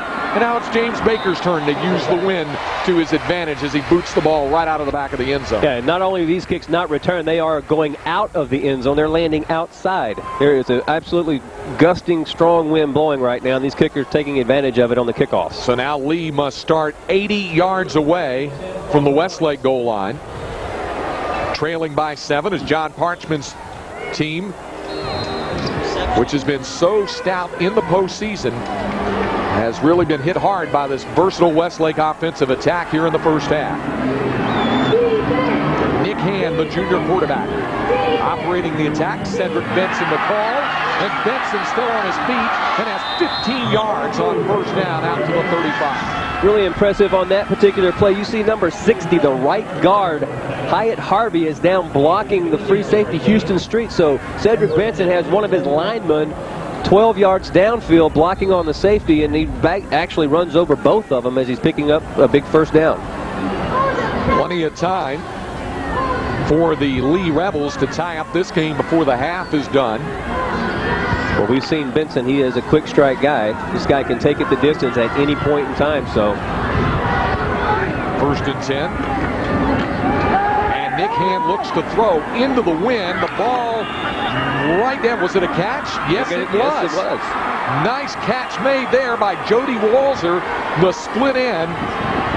Walzer only his 5th catch of the year, but he came back to the football nicely, and the balance for Midland Lee there. Yeah, you look at Walzer as he catches that ball. He goes down, he's able to block up, and he's blocking out Houston Street. I mean, the team leader in interceptions, does an outstanding job of going down and out-fighting Houston Street for that football. But Walzer, again, Craig, when you're a receiver and you make a catch like that, man, you jump up and hold the ball up. But he's only got 4 catches coming into today, so he's not practiced enough. He was averaging 23.5 yards per catch coming into today's game, though. He's been a big play guy. A few times he has touched the football. First down, Benson touches it again, and he's down to the 46-yard line. Gain of 4. Mark Fisher makes the tackle inside 2 minutes to go in the half, and the urgency picks up a bit now for Lee as we look at that Westlake scoring drive. Chaparrals thanks in large measure to Scott Ballou, who had the 4-yard touchdown run, 58 yards, 8 plays, 3:07. And now Lee trying to square it before the half expires. Jannard Lee is the wingback outright, and Nick Hand looking to throw. Out to Jacoby Kendrick, and Kendrick steps out of bounds, but a first down at the 37-yard line of the Chaparrals. Eric Smart ran him out 10 yards and a first down for Lee. You think about, we're talking about the role players and the guys that really need to step up. We've seen Eric Winston make a big catch. We've seen Jody Walzer make a big catch. Now it's Jacoby Kendrick's turn as he comes out of the backfield from his fullback position, doing a nice job of extending his hands and catching that football, picking up a first down. At the 37 with a minute 26 to go. And the good thing in high school football, if you're a Midland Lee Rebel fan, is that the clock stops after first down. Plus the Rebels have all 3 other timeouts remaining. First and 10. Benson, as the pile comes up to meet him after a 2-yard gain to the 35-yard line. They want to consider using one of those timeouts now. It looks like they will. Yep, Mark Fisher making the stop. And there's timeout number 1 for Midland Lee. John Parchman to visit with Nick Hand, his junior quarterback. Hand, we mentioned, is a guy who just, a lot like his counterpart for Westlake, Duke Hassan, one of the guys who is called upon to operate the attack, not be a big play guy on his own, but to be able to execute the offense because you have other stars. And in the case of Midland Lee, you have one huge star in Cedric Benson. Yeah, and that really is Nick's role as he engineers this offense. But again, we've seen his scrappiness and his toughness. Now, he's not a silent player. I mean, this guy, he leads the sweep for Cedric Benson. We see a 160-pound guy going down, taking on linebackers and defensive ends. We also have seen him on his scramble when he goes out and he lays out his body and jumps over 2 guys trying to pick up a first down. So you're right, Craig, where he does lead the team and they don't want him to make a lot of mistakes and just execute the offense. But, you know, you got to give Nick a lot of credit. He really is a passionate player, and he's really playing well today. Yeah, the few times he has gone to the air, you see he has been perfect. Second down here in the late stages of the first half after the first Lee Rebel timeout. Kendrick back there's the fullback. Jannard Lee and Jody Walzer, the receivers, and hand to throw. Sets up the screen to Walzer, but Steve Hoover hit it first, and then Jake Johnston finishes him off. Steve Hoover, a big play by the anchor backer. Yeah, Midland Lee's tried to go a little bit of a misdirection there to Walzer, and Austin Westlake's defense running side to side extremely well. Had that play absolutely sniffed out as they come in and then lay a couple of licks.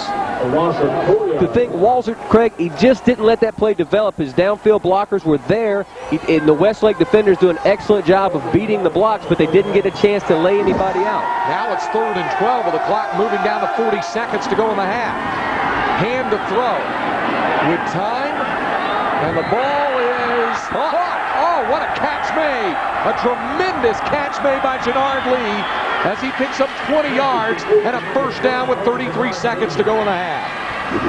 And what an outstanding throw by Nick Hand. As he goes down, he's very patient. He looks and he gives Jannard Lee enough time to separate from the defensive back.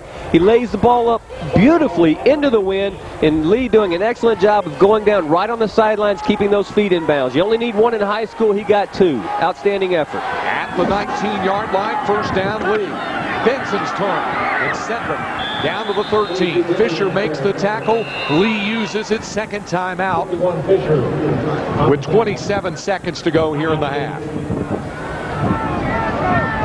You go back to that big catch made by Jannard Lee, and Nick Hand's pass wasn't the most picture perfect. In fact, it wobbled a little bit into this stiff breeze, but Lee never took his eyes off the football, made a big grab to keep a foot down inbounds. He did a nice job of concentrating, Craig, as you say, but again, Nick Hand was able to stand back in the pocket. He was patient enough. He let the separation happen between receiver and defensive back, and then he laid the ball out well enough for Lee to hang on to it. This is the Rebels' 4th appearance in a state championship back in 1983 when Spike Dykes was the head coach. They lost to Converse Judson at Texas Stadium. And then we mentioned the back-to-back state crowns in 98 and 99. 2 different divisions, and John Parchman becoming the 2nd head coach in Texas high school football history to coach a team to 2 state championships in 2 different divisions. Ronnie Gage at Louisville, the first to accomplish that feat in 93 and 96. And Ron Schrader trying to become the 3rd today if Westlake wins. But Lee looking to tie this one up before the half is done. 2nd down and 5. Hand off the play fake to throw to Kendrick for the first down. Jacoby Kendrick out of bounds at the 4-yard line. 10 more yards. Minnick shoves him out. 1st and goal, Lee. And now they've got time of the timeout left where they can go right back to Cedric Benson. Picking up the first down gives you that luxury now. But again, excellent job by Nick Hand as he rolls out to his right and he's able to pick up his fullback, Jacoby Kendrick, as he catches out. Again, coming out of the backfield, releasing, and he just does nothing more than square up, but does a nice job of hanging on the football, picking up that first down. 1st and goal, Lee at the 4-yard line. Benson takes it to the goal line, and he's across. Touchdown, Midland Lee, as the Rebels go 80 yards into the wind here in the final moments of the first half.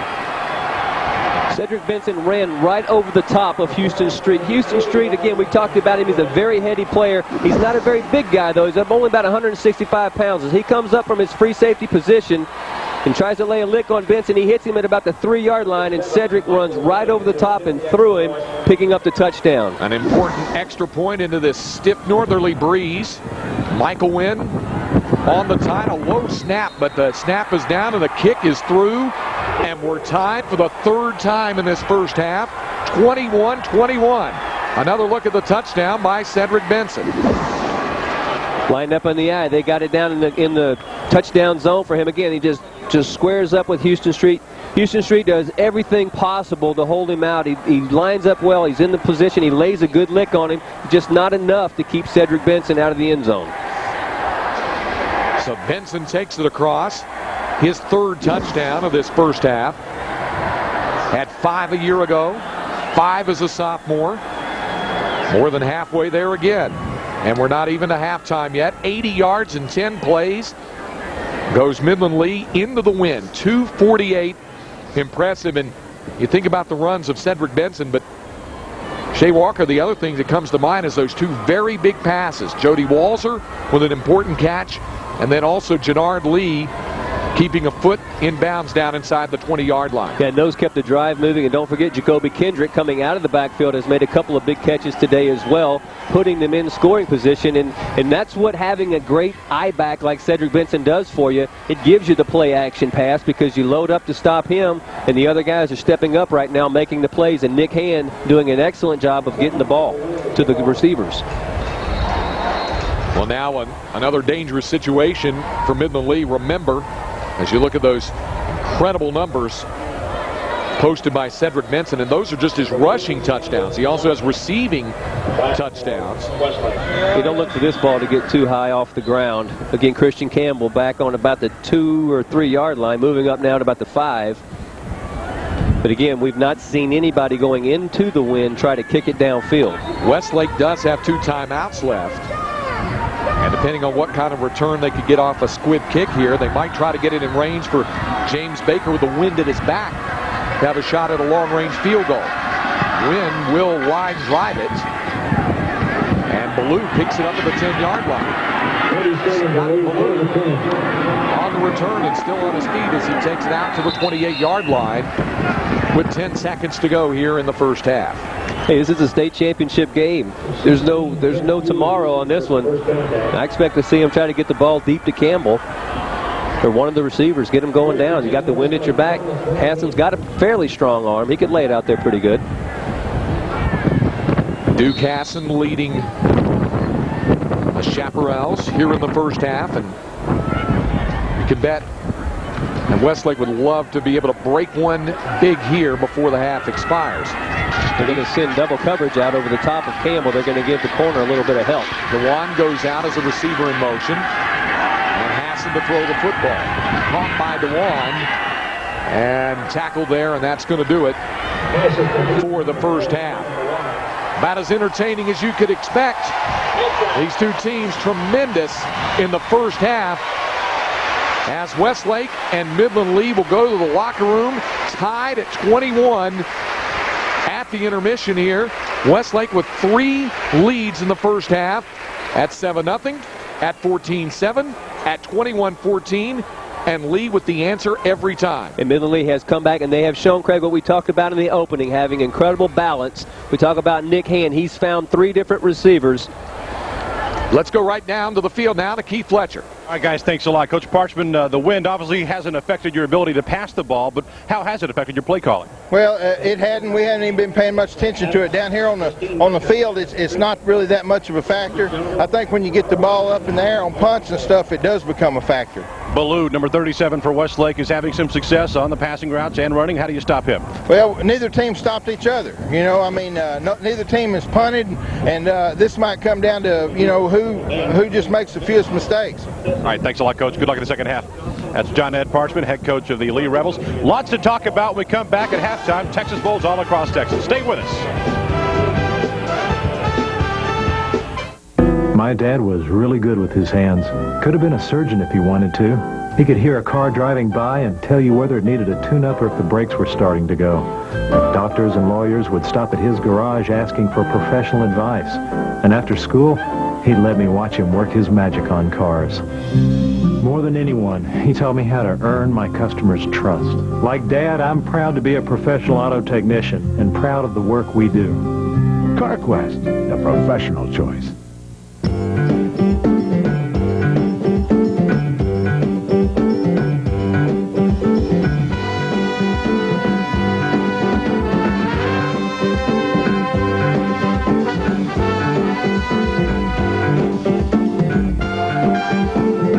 Verizon puts the world's most powerful technologies in your hands, so you can do whatever you want, whenever you want.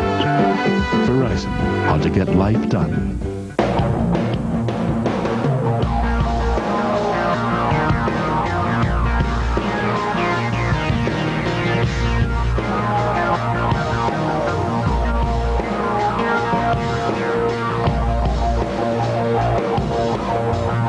Every Pizza Hut delivery qualify to win the ultimate couch trip.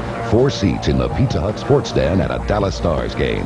For information or to purchase Dallas Stars tickets, call 214-GO-STARS.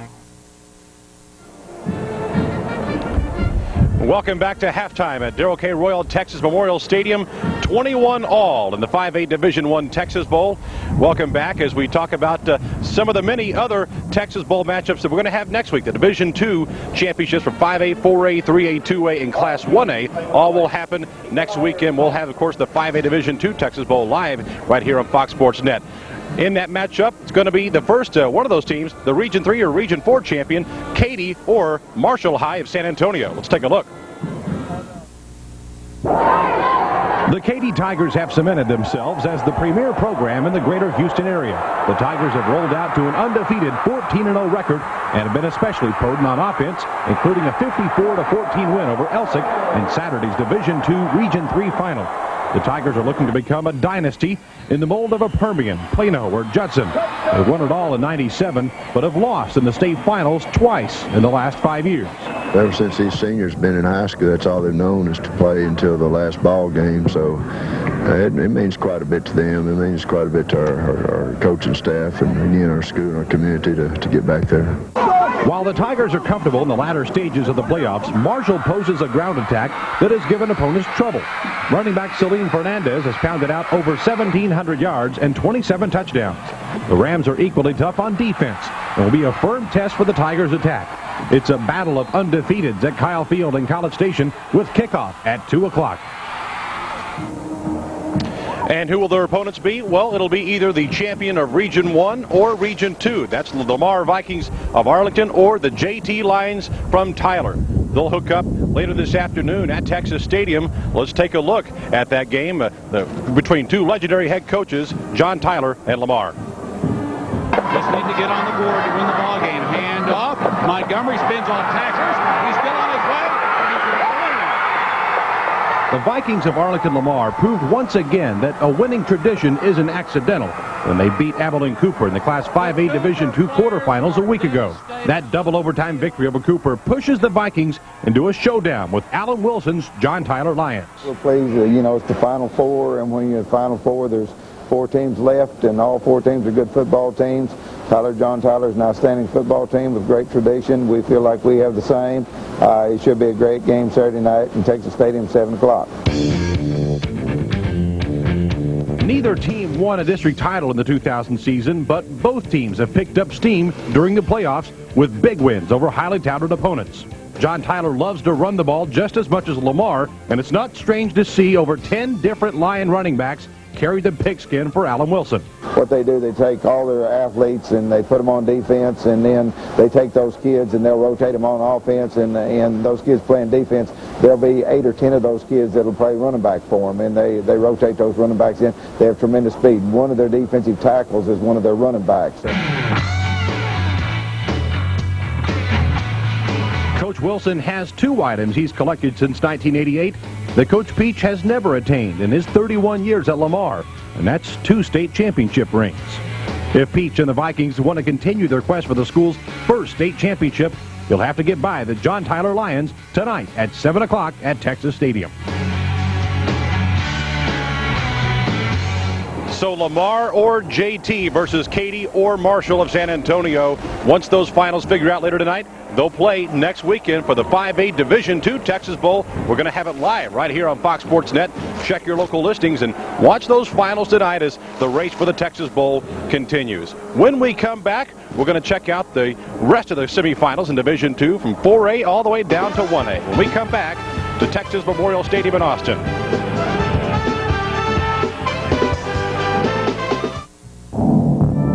There's a moment in every race. In every game. In every 60 minutes. When you can either quit, fold, or say to yourself, I can do this.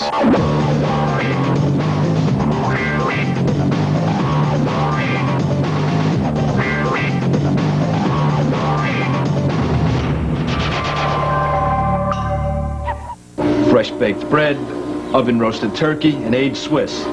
I think a sandwich like that sells itself, but our ad agency tells me that repetition of the name Blimpie will help customers remember us. Simply Blimpie, for the finest deli cuts around. Touchdown! The new winning team in town is IP Communications. IP is part of the new high-tech Texas. IP Communications was built on the Texas tradition of reliability, innovation, and friendly get-the-job-done customer service. So when the game is over and it's back to business, check out the new brand in Texas. IP Communication on the web at www.ip.net. I'm Jim Rome. Next week on The Last Word, is there trouble in paradise for the defending NBA champion Los Angeles Lakers? Plus, our college football's 25 bowl games in case of too much of a good thing. The Last Word, 6:30 and 11:30 on Fox Sports Net.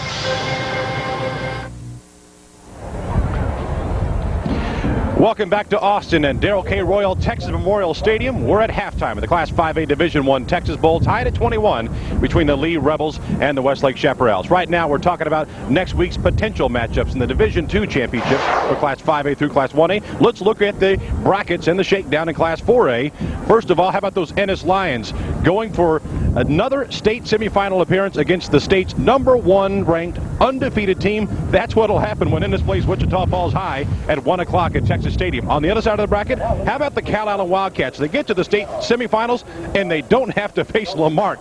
The Wildcats faces West Orange Stark, an undefeated team in Class 2A at the Astrodome. In Class 3A, one final from last night. The Forney Jackrabbits knock off the Muleshoe Mules 41-17 as the Jackrabbits advance to next week's Texas Bowl, and they'll play the winner of Marlin and LaGrange, the Bulldogs and Leopards, facing off this afternoon. In fact, they're about to kick off here at Waco ISD Stadium. In Class 2A Division II, another final from last night, the two-time defending state champs with a 40-game winning streak, the Salina Bobcats blow out the Stanton 59-7, so a 40-game winning streak as they head into next week's Texas Bowl against either Mart or Refugio. Remember, this is the matchup that a lot of people wanted last year, Salina and Martin, the state championship game. Refugio would love to put a monkey wrench in that.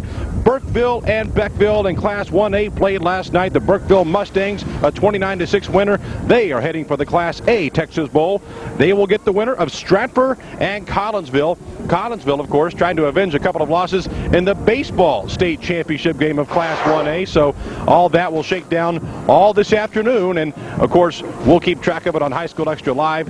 And we'll have all the action, of course, the 5A championship game live next week.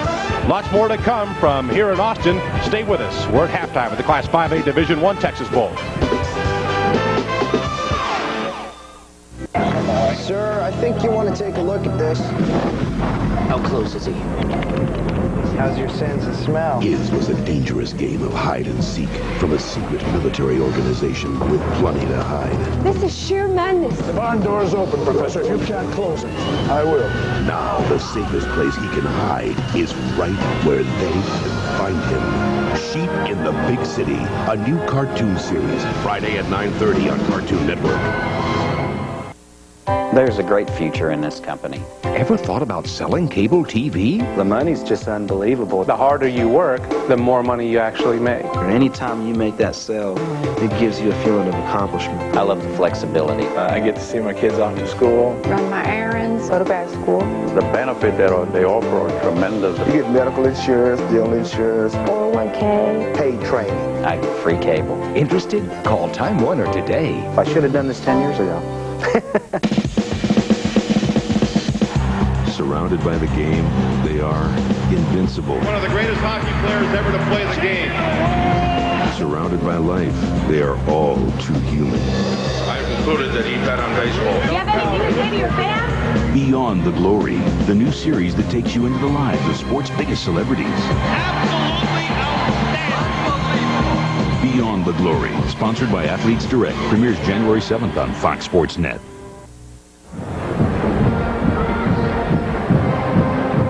Halftime festivities here at Royal Texas Memorial Stadium. The Midland Lee Rebel Marching Band on the field here at the half as the Lee Rebels and the Westlake Chaparrals are tied at 21. Of course, this is one of a total of 4 Division I Texas Bowl games being settled this weekend, and there's also the 6-man state championship to be decided today as well. But first of all, in addition to the 5A Division I Texas Bowl here in Austin, the 4A Division I Texas Bowl is at Texas Stadium. Let's have a preview. No one expected Denton Ryan and Bay City to be this far in the postseason when the season began. The two teams' road to the Texas Bowl is really quite amazing. Let's begin with Denton Ryan. First-year head coach Joey Florence performs magic, much like his other past stops as a high school football coach. In his 12 seasons as an assistant or head coach, Florence makes the state playoffs every time. Ryan goes 1-9 in '99, but in 2000, Florence and the Raiders turn it around.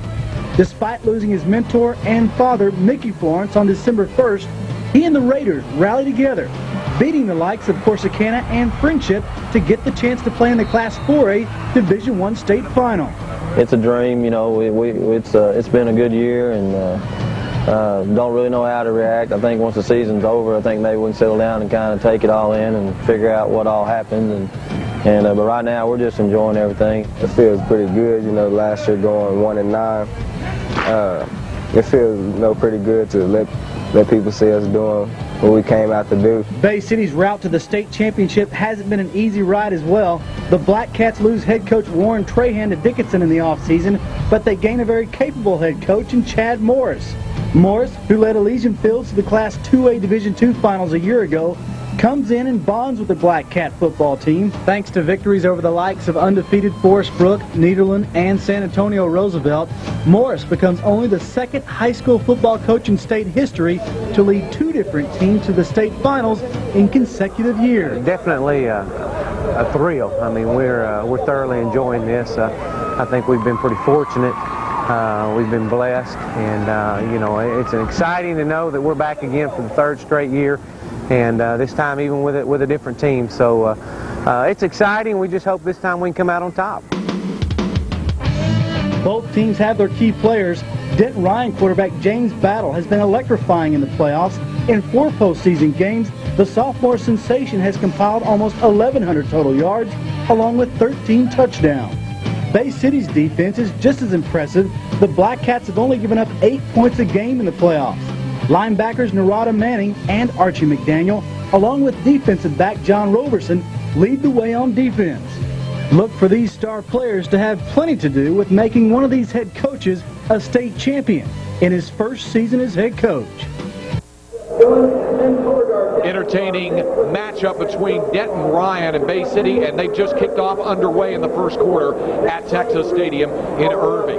Well, neither of those teams had unblemished records. That, however, is not the case with the 3A Division I Texas Bowl. So we take a preview of the matchup between Abilene Wiley and Gatesville, both of them unbeaten. It was the Hornets who felt the sting last year. Gatesville's 3A Division I semifinal loss to Mathis was heartbreaking. But it's made all the difference this year.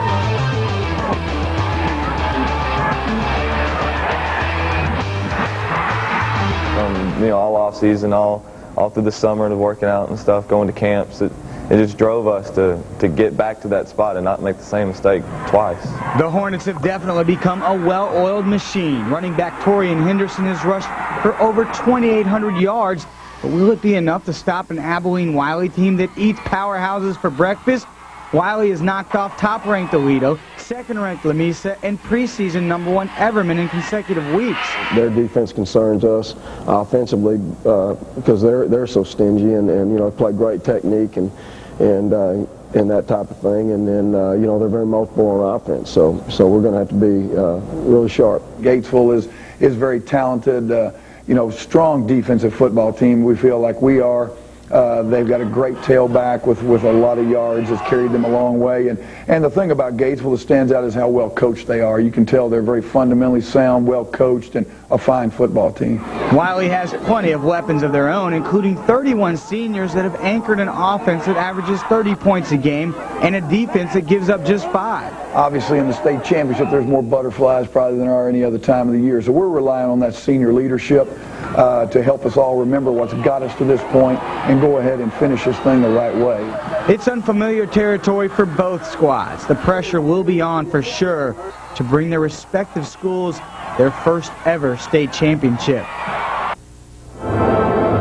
Indeed, a pair of first-time finalists in the 3A Division I bracket. In the 2A Division I Texas Bowl. It's a first-time finalist, the Blanco Panthers, taking on a team that hasn't been to the state championship round since 1971. Sonora looking for a return to its glory years as the Broncos take on the Panthers. Here's a closer look at the 2A As Division preseason top 10 picks, both Sonora and Blanco started the year off with expectations of a state title. But while Sonora was rolling out to a perfect year, Blanco stumbled out of the gate 2-3. We didn't expect the injury bug to hit us quite like it did. We lost a lot of our skilled players during the non-district games. I said we expected to have a good football team, and I think it's a surprise to everybody else. I don't know that we were necessarily thinking state championship at the time, but we knew we'd be competitive. Blanco lost to both El Dorado and Mason, while Sonora beat both teams. However, the Panthers are 8-1 since they've gotten back to full strength. Running back Garrett Granberg reached the 5,000 career yard mark last week. Still, Blanco's D must find a way to stop the balanced Broncos attack. We basically run the ball out, and we ought to be able to keep our running game going. If we can keep our running game going, like he said, we can keep their offense off the field, and if they're not on the field, they can't score. Offensively, we're not going to change a thing that we've been doing all year long. It's got us 14 wins, and we're going to mix up the run and the pass, and try to take care of the football. And I feel like if we'll execute and do the things that we've done, we'll be able to move the ball a little bit. But I know they've got a great defensive team, and it ought to be a good ball game. Blanco's in search of its first state championship, while Sonora's going after its fifth. However, it would be the first in 30 years, putting both schools in a similar boat. It's just been beyond my expectations. Every week's been bigger. We thought the Albany game was as big as it gets, and then last week was bigger, and now here's the biggest game of our lives. I've seen a lot of state games, and you always dream about playing in a state game, but you never realize it until you're right upon it, and it's just like, man, I'm in a state game. The Panthers have knocked off 2 undefeated teams in a row in Poth and Ark. Sonora would make number 3. However, the Broncos have other plans in mind. This team's just about, all been together since we were 7th graders, and, this has been our dream from the start. And, it's finally here. Now we just got to make sure and finish the job. Well, of course, you're watching the 5A Division I Texas Bowl, and you've seen previews of 4A, 3A, and 2A Division I. Six-man has but one division, but it sets up an incredible state championship matchup between the state's top 2 teams, the Highland Hornets and the Panther Creek Panthers. As they prepare to do battle, here's a closer look.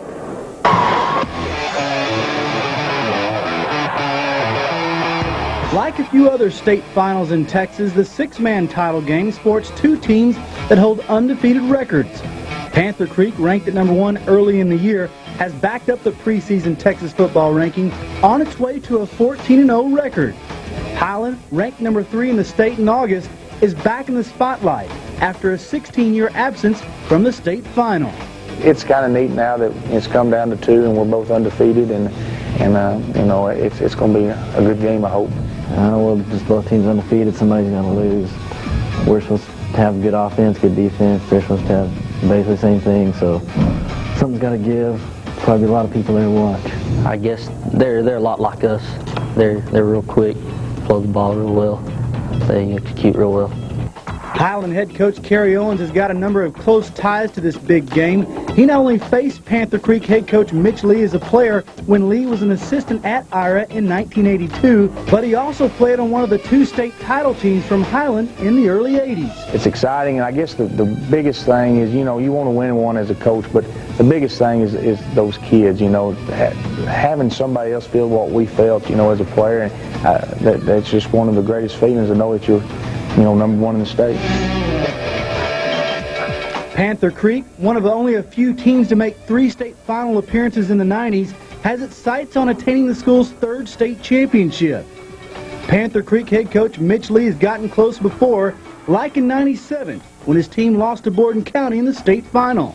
We had a chance in '97, didn't get it done. We've had several semifinalists that we fell just a little bit short. So, we want to go ahead and finish this one up the right way if we can. Well, we got, I guess, 4 senior starters, and every one of us has been playing together since 7th grade. So, we got the best coach in the state as far as my opinion goes. Since both of these undefeated teams mix the running game with the play-action pass better than any other 6-man team out there, don't be surprised to see this one turn into a high-scoring extravaganza. Well, you see a preview of the other Texas Bowl games. When we come back, we have a review of the first half of the 5A Division I Texas Bowl. Midland Lee and Westlake tied at 21 here in Austin.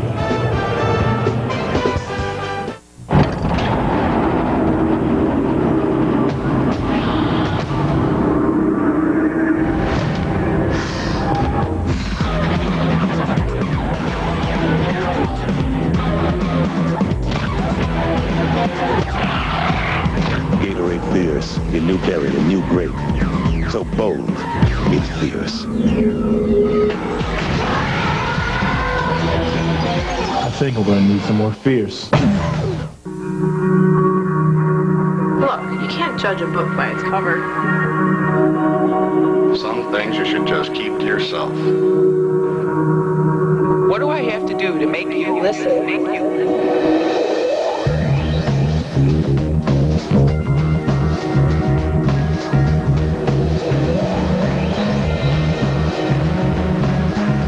Now get an all-new Dodge Stratus Coupe for $269 a month.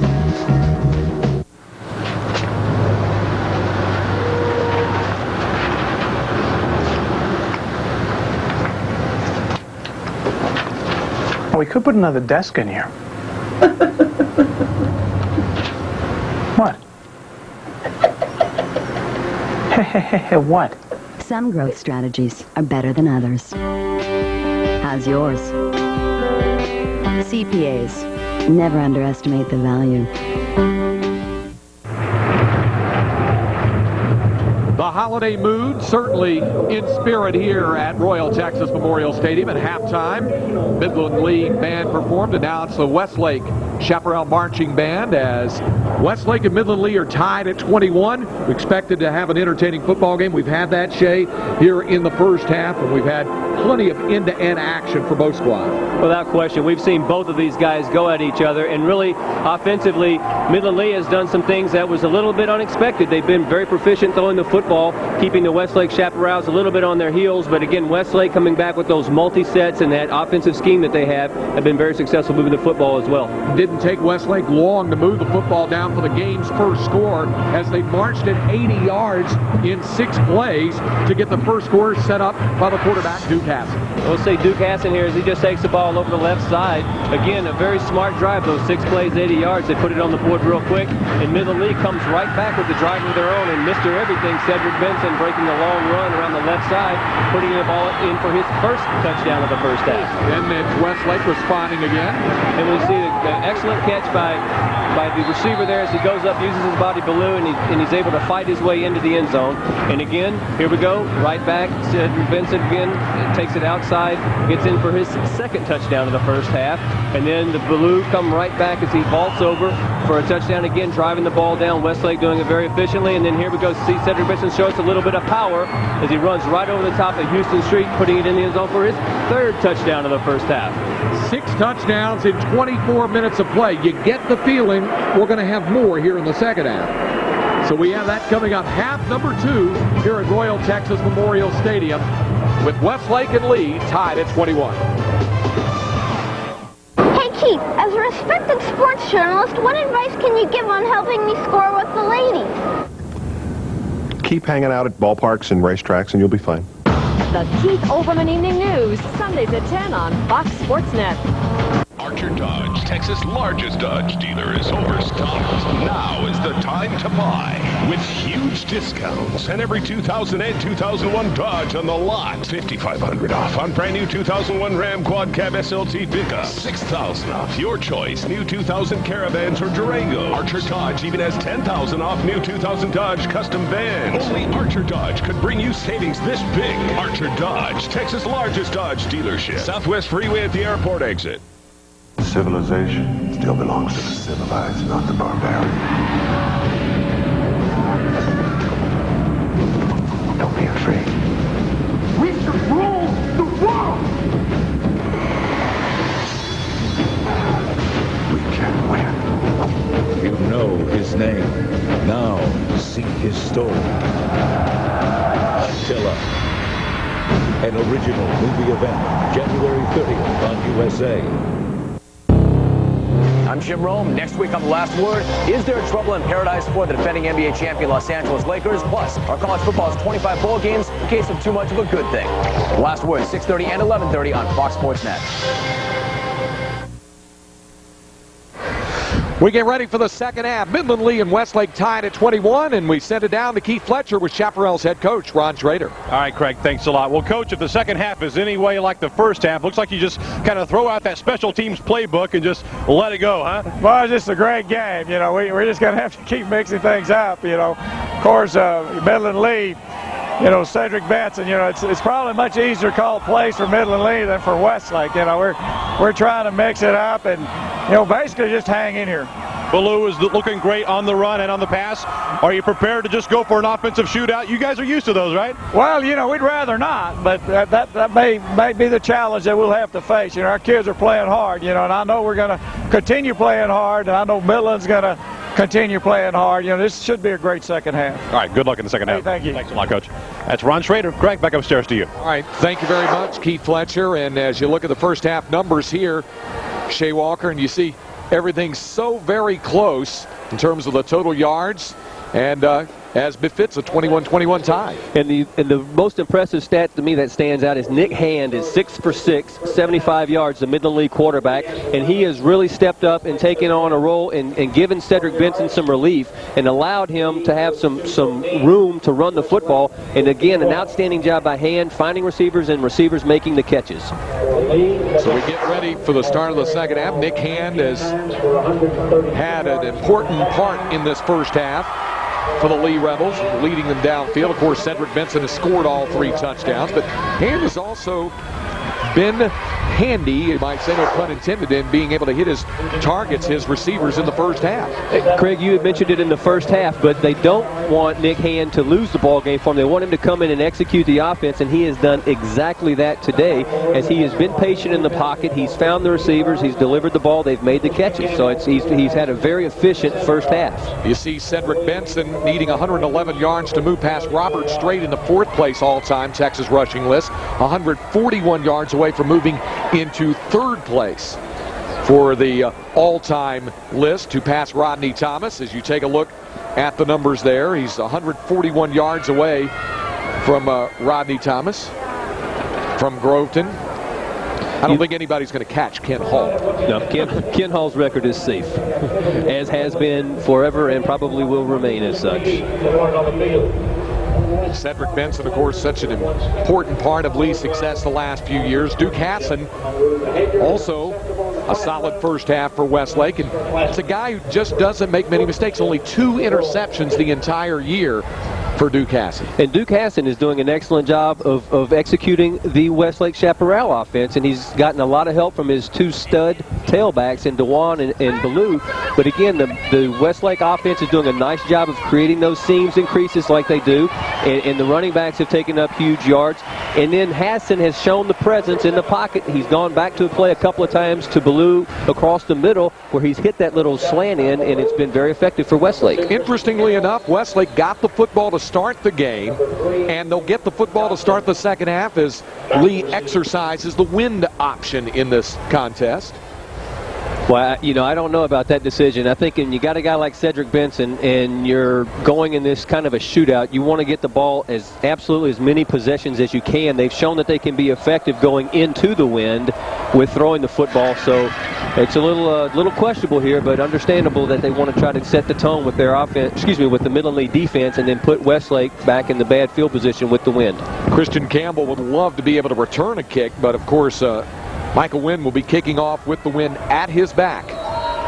As you see the ball on the tee, Damon Johnson holding it for Michael Wynn. The start of the second half in this 21-21 tie. This one holds up in the wind, and Campbell about 4 yards deep, and after he bobbles it, he'll put down the knee. And the Chaparrals will operate from their own 20-yard line here to start the 3rd quarter. You saw that number with Ron Schrader with 10 consecutive district titles. Westlake, percentage-wise, the winningest 5A team in Texas in the decade of the 90s. And barely edging out an excellent football team in Lamarck. The Lamarck Cougars has put a great run together, but you're right, Westlake, Craig, has done just an incredible job of having this football team ready year after year. Chaparrals go on the attack with Jed Johnston and Christian Campbell, the receivers. On the ground on first down. And Brendan DeWan picks up 3 yards on first down before he was brought down by Dwight Washington, the weak side defensive end. Second down, 7 yards to go, Westlake. Remember, they took the opening kickoff and marched it 80 yards in 6 plays to get the first score of the game, and they did it largely on the ground. Campbell and Johnston, and again the receivers. This time on an option keeper, Hassan. And on second out, not much there at all after the handoff as Dwight Washington comes in on the stop again. Back a loss in a couple of the plays. DeWan went back. DeWan carrying the fake out as he comes in from the fullback position there, or takes the handoff, and then the Hassan carrying out the fake. No one was really sure what happened, but the Midland Lee defense had an idea where the football was, and they ganged up on DeWan and knocking him down for no gain. Westlake would love to be able to move the football into this wind on the ground. Lee knows it as well. Tough to pass into the breeze. The Chaparrals may have to do it here. Campbell and Grant Hankenine, the receivers on third down. Ballou in motion. Hassan in trouble, and he's going to go down for the first time today. The first sack, a 9-yard loss. Washington and Fred Threat team up to make the tackle for Midland Lee. Dwight Washington coming in. He is the leader with 10 sacks coming into today's game. And you see him coming off the outside corner there. He just beats the left tackle, getting to Hassan, dropping him for a big loss. Huge play. Great series by the Midland defense. Washington just getting away from Matt Banish, the left tackle. And now Westlake must punt into this win. Gennard Lee back deep to receive the kick. The first Westlake punt of the day, and you see the wind affect it.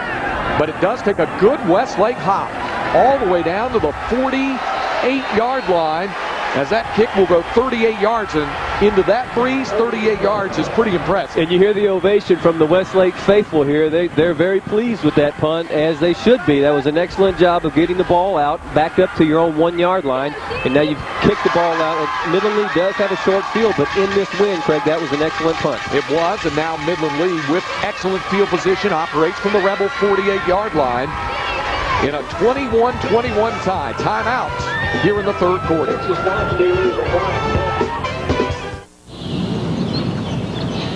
Hey, number 18, Peyton Manning. Hello, Archie Manning's son. This guy eats, sleeps, and drinks football. He's like, study, practice, study, practice. From the volunteer stages, right? Volunteer to kick some defensive butt. Yeah! And No, let me guess. He drinks my stuff, huh? booyah! Scenery. Battle tested, champion approved. But we're not gonna finish? Come on, Mike. You can win this hole. Hi, I'm Tony Calda. Our ad agency told me if you want to sell your wraps, Tony, put kids in your commercials. Simply Blimpie for hand-rolled wraps. Touchdown! The new winning team in town is IP Communications. IP is part of the new high-tech Texas.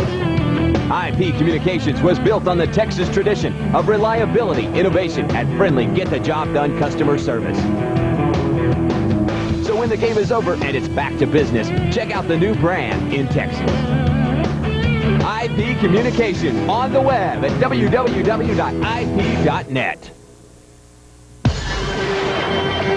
Jason Kidd and the Suns.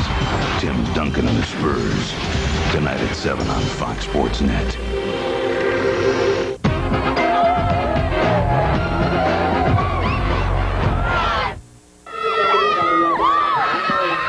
Early third quarter, Midland Lee stops Westlake, and now the Rebels operate from their own 48-yard line. 21-21 the score here. As Lee gets it for the first time in the second half, as does Cedric Benson, in a gain of about 3 into Westlake territory at the 49-yard line. Brought down by Jake Johnston, the corner. It'll be second down and 7, and you see the numbers continue to climb for Cedric Benson. Craig, that was one of the most amazing things to me as I was preparing for the game, reading through some of the comments. Cedric Benson was actually, again, apologetic about only gaining 93 yards last week against the Woodlands. Second down and 7 for Lee. This time it's Kendrick on that fullback trap that really doesn't do much. Maybe a couple of yards after Jacoby Kendrick bounced off of Dustin Hare and then finally goes down. And Brian Welburn also laid a lick on him right there at the line of scrimmage, but again, a nice job by Kendrick. He gets hit at the line. He's able to spin around and pick up another yard or two. On third down, John Parchman has seen his football team run the ball well against Westlake today. See what they do here on third down and 6. Nick Hand does want to throw, and the ball is caught by Winston in a first down. Eric Winston's second grab of the game picks up 12 yards. Johnston on the tackle. The big tight end, Eric Winston, another first down for Lee. Craig, take a look here at Cedric Benson as he goes out. Watch the block that he lays on the linebacker. Absolutely levels him. And then you see the big Eric Winston going up using his hands. Excellent job. 6'6" frame. Catching that football. It's a big conversion for Midland Lee on this opening drive in the third period. Well, you mentioned a key to the game, having enough balance also with Benson. And that means using Cedric Benson as a decoy from time to time. No decoy here as Benson gets the call. Legs knocked out from under by Jake Johnston, but not before Cedric Benson picks up 5 more yards. Hopped up a little gingerly. That looked like Jake Johnson went down and hit him right around the knees. He's upended him that way. But he has also had a sore groin that he's kind of been dealing with a little bit. And we see as he takes the hand or takes the pitch back, he goes down and just gets upended right there. That'll kind of jar you a little bit. 2nd and 5 for Lee. Hand off the plate fake to turn and keep it himself, and he's close to and has another Lee first down.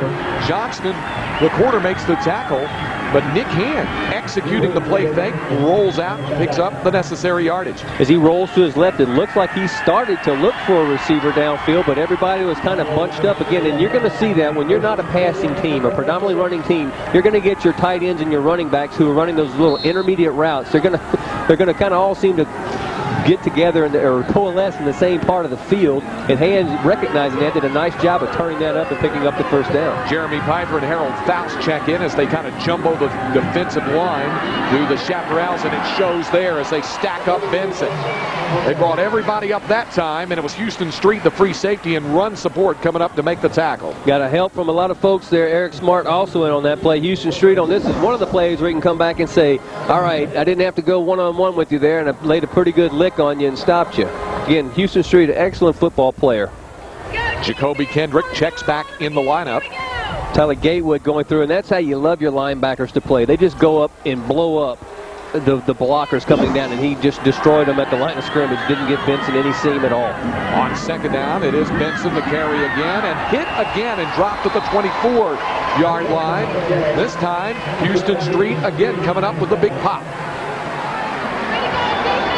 3rd down now for Lee.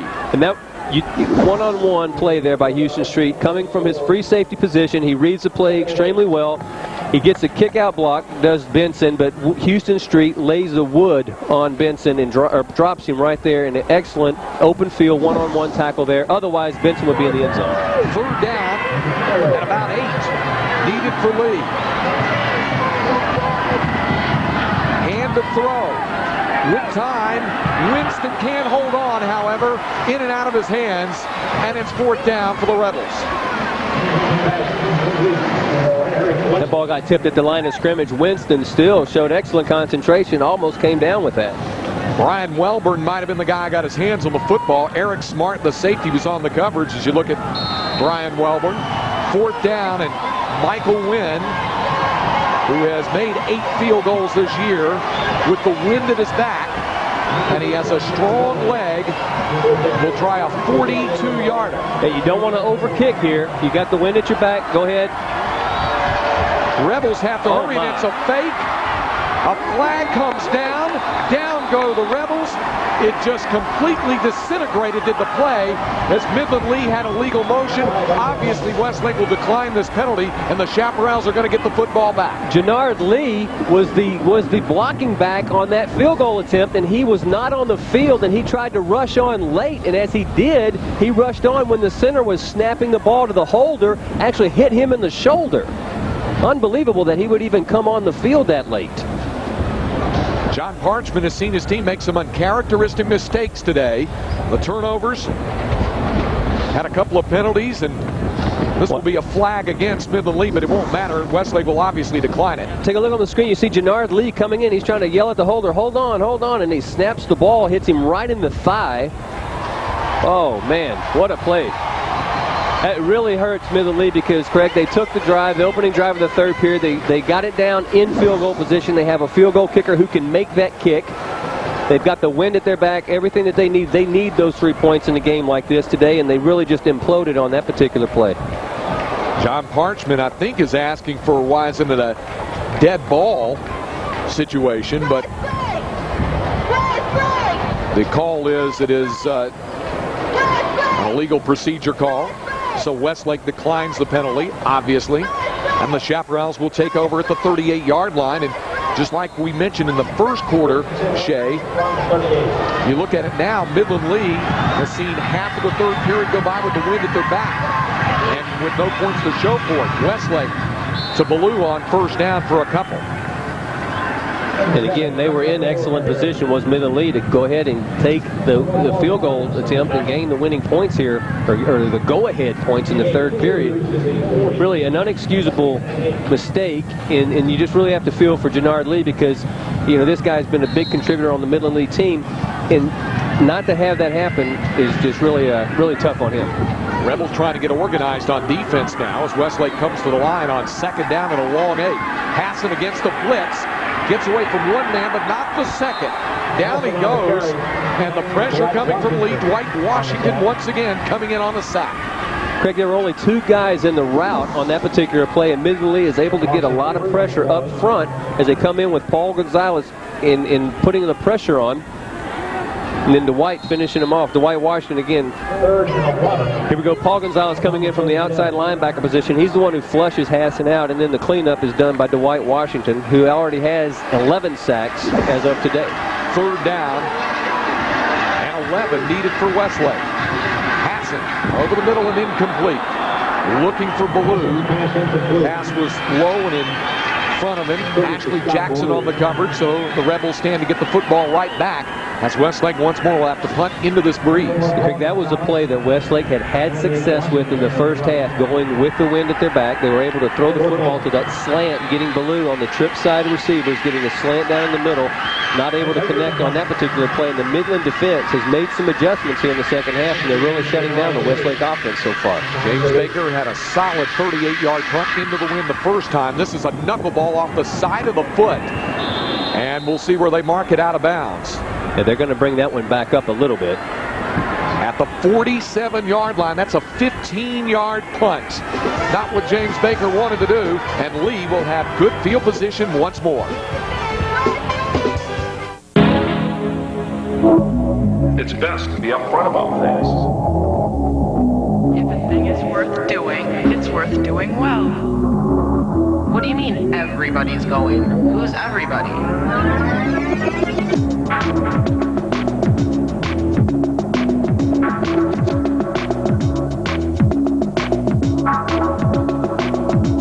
Now get an all-new Dodge Stratus sedan for $259 a month. All 12 are cast from the same mold. Their specifications and tolerances are exactly the same. But only one was made for you. Introducing the phones of the Big 12, only from Southwestern Bell Wireless and Nokia mobile phones. Support your team. Pick one up today.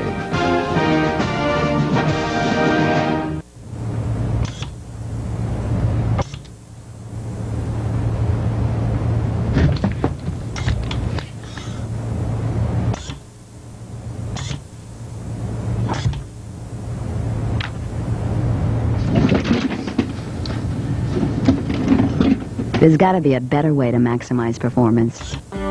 Want to know how? CPAs. Never underestimate the value.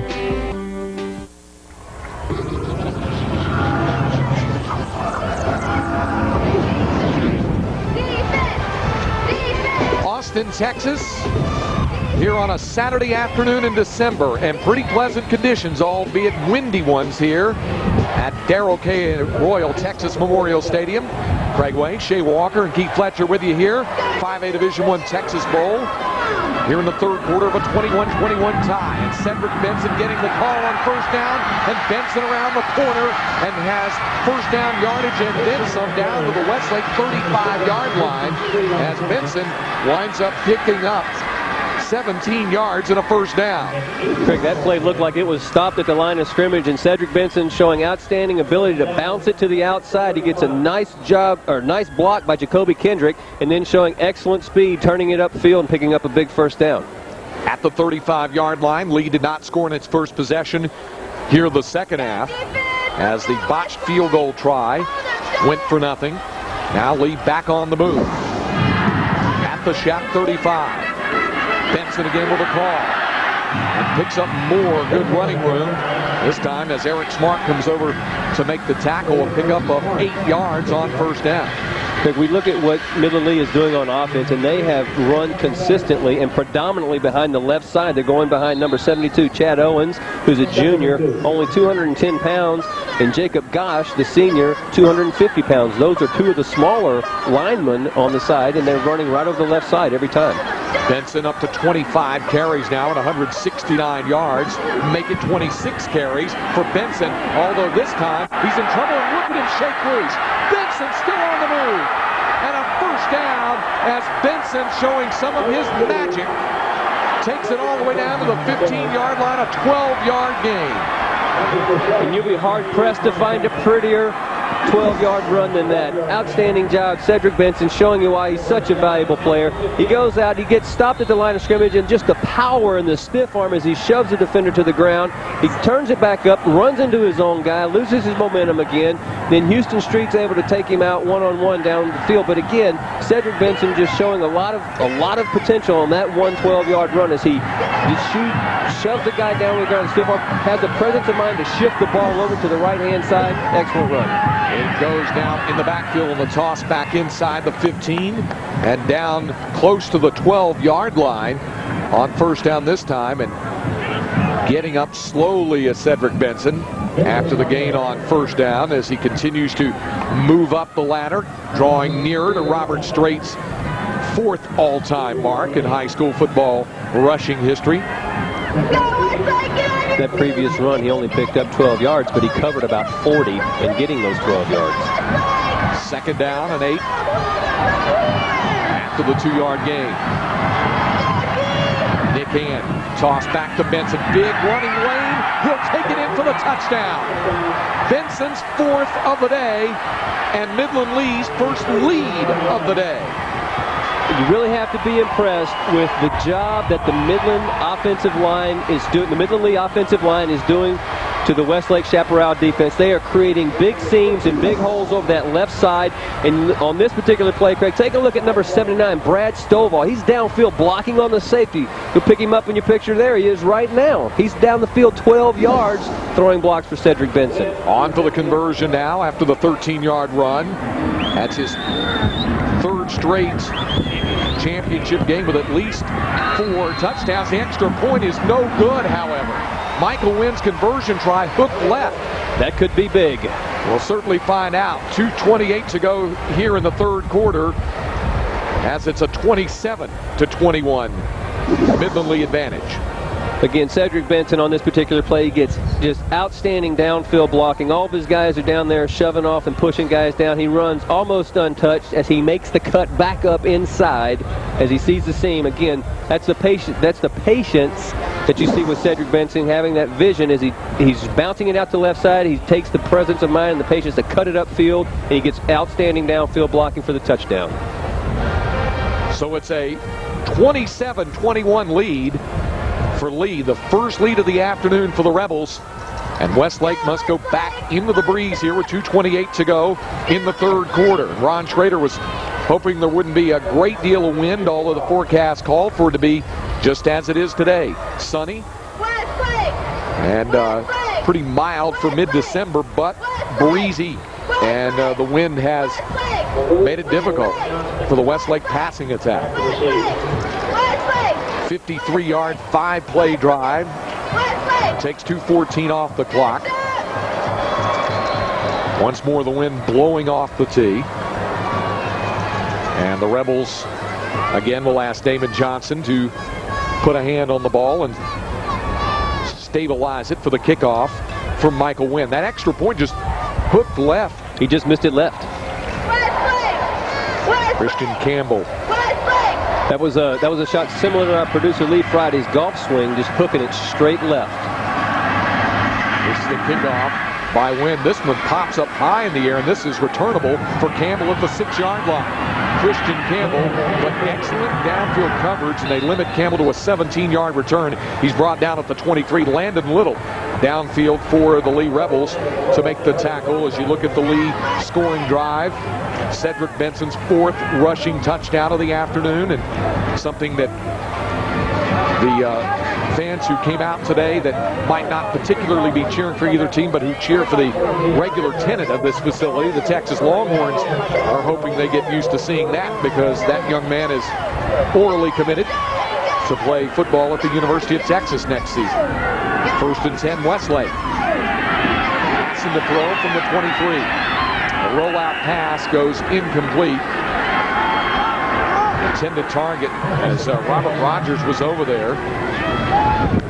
Robert Rogers doing an outstanding job of guarding Jed Johnston. Again, it's a rollout to the right. You'll see Johnson is a tight end as he tries to release out.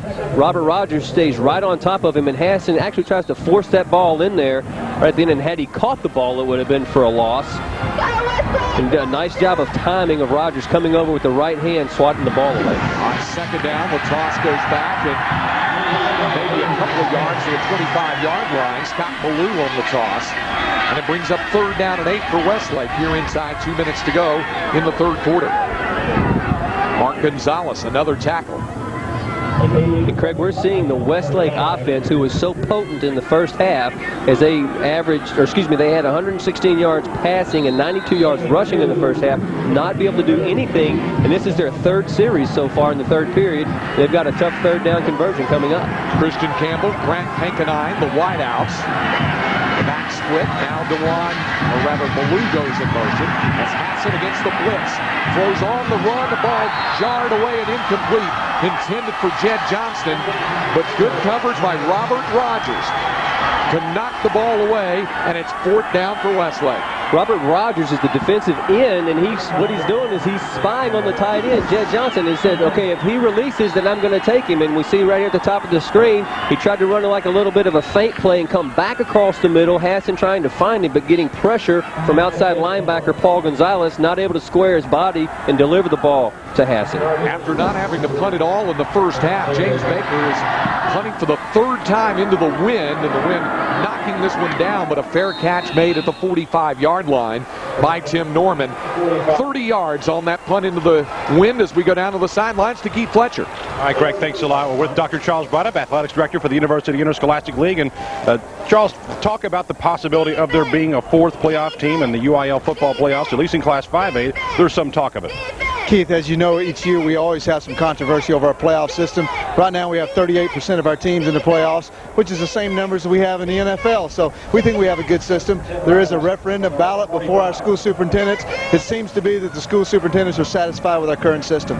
Thanks a lot. That's Charles Braddock, Athletics Director for the UIL. Greg? All right, thanks very much, Keith. On 1st down, the handoff to Cedric Benson. Mark Fisher on the tackle.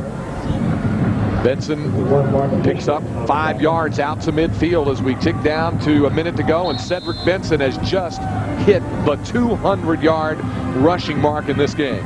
It doesn't look like much on that particular play, but now it's 2nd and 5. Again, this guy is like a bullet coming out of that I formation, and he's got so much speed when he hits the line of scrimmage, he just picks up 3 or 4 yards. On 2nd down, this time Hand rolling out off the play fake.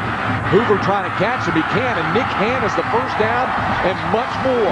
Eric Smart finally ran out of bounds. A 10-yard gain for him on the rollout. And that was nothing but a design rollout the whole time by Nick Hand. He fakes the ball here to Cedric Benson and rolls out to his left, and he's not looking downfield to throw the football. All he's trying to do is make the corner. He's got enough speed to make the corner as he gets just outside the reach there. Picks up a big first down for the Midland Lee Rebels, and they are on the move here. Steve Hoover had a hand, but just could not finish off the tackle on Nick Hand as he picked up the first down. Now at the 40-yard line of Westlake. Back to Benson it goes. And Cedric with a gain of 3 to the 37-yard line. Dane Minnick coming over on the tackle, and we'll see if Lee tries to get one more play called here with the wind at its back, or will they go ahead and take a 6-point lead into the fourth quarter. It appears they would be willing to do that. Yeah, Craig, it's not a real mystery here what Midland Lee is doing, and they're lining up in the I backfield, and they're just coming at you. Sweep left, sweep right, toss left. I mean, they're just coming at. It's very vanilla, very basic, but when you've got Cedric Benson leading the charge for you, you can make that happen. The hands go up on both sides of the stadium, 4 fingers. We've got the fourth quarter to go here in Austin. Archer Jeep on the Southwest Freeway is overstocked and out of room. Come to Archer Jeep today and take advantage of incredible overstock savings. Like $6,000 off brand new 2000 Cherokee Laredo. $6,000 off. Archer Jeep even has your choice of a new 2000 Jeep Cherokee or 2000 Chrysler Voyager. Just $199 a month. Yes, $199 a month. Jeeps are cheap at Archer Jeep. Overstocked and out of room. Archer Jeep, Southwest Freeway, exit Willcrest. Archer Jeep. Just a bit of magic. Oh, you gotta see it. So like the unexpected, perfectly perfected. High-definition television, made possible by Panasonic. Oh, just a bit of magic. This is Bowflex, an entire gym in one easy-to-use machine. So powerful, it delivers over 60 health club quality exercises with up to 410 pounds of resistance. For a free video and brochure, call right now. The New York Times says NFL This Morning is a 2-hour calamity. They say hope for continued sanity at NFL This Morning has ended, and that the cast would belch their way through their college fight songs if given the green light. Sounds good to me. We may not have the same taste as the New York Times, but we sure know how to have fun. You don't have the remote, baby. NFL This Morning. NFL This Morning, tomorrow on Fox Sports Net. We welcome you back to Darrell K. Royal Texas Memorial Stadium here in Austin. Craig Way, Shea Walker, and Keith Fletcher with you. 5A Division I Texas Bowl. We begin the fourth quarter. Defending state champion Midland Lee with a 27-21 lead on the Westlake Chaparrals. And you see that Westlake against the run has given up yardage as Cedric Benson gets the call on 2nd and 7. He doesn't get much that time as they bring him down at the 34-yard line. It's a pickup of 2 yards and an important third down coming up for Lee as they move into this northerly breeze here in the final quarter. And they showed in the first half that they know, or that they can complete passes, and Nick Hand again has been very hot as he's been able to execute the plays. So let's see if he can do something here on 3rd and about 7. Big play coming up. Jannard Lee, a split receiver at the top of your screen. Out of the I set, the toss to Benson. And Benson with enough yardage for the first down. On 3rd down, Benson picks up 7. Brian Welburn makes the tackle for Westlake.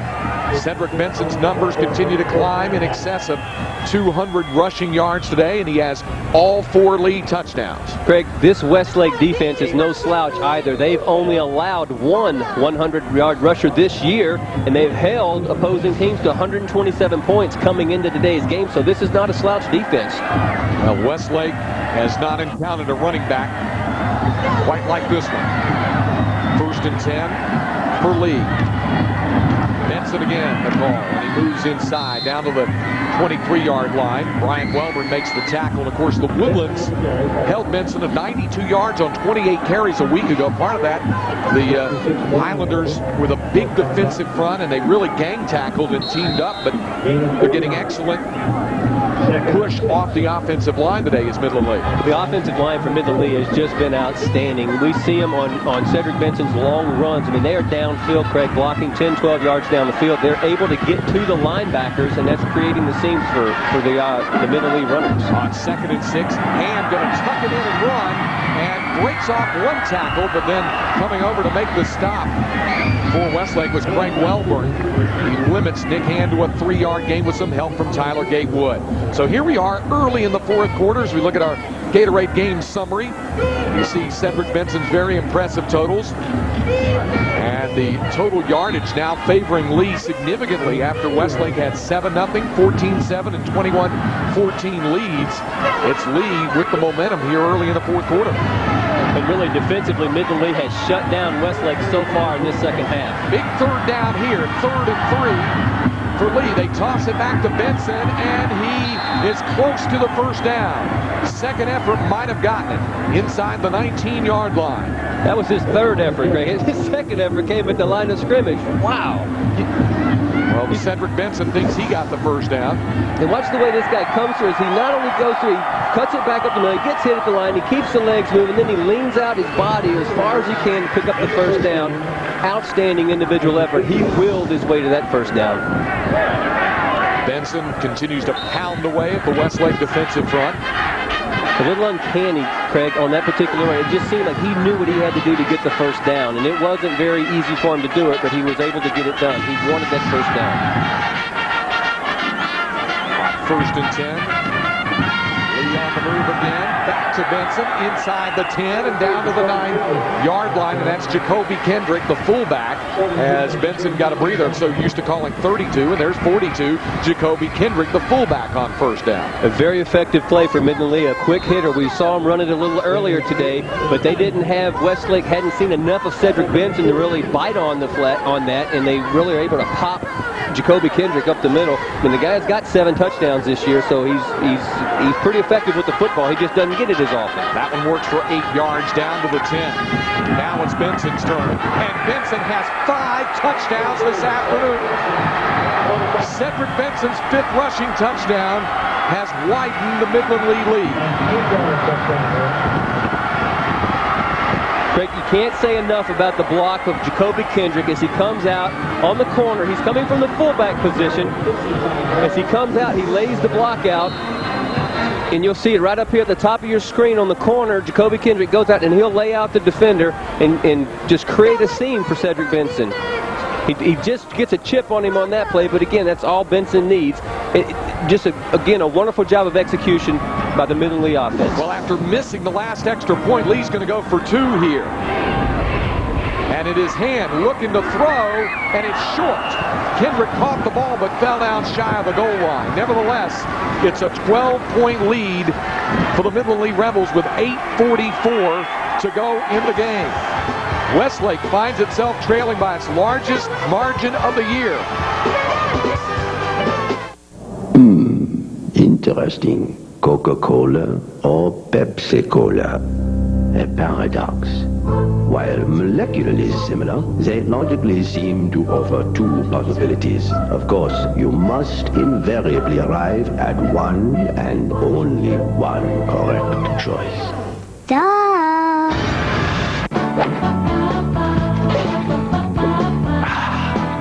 A no-brainer.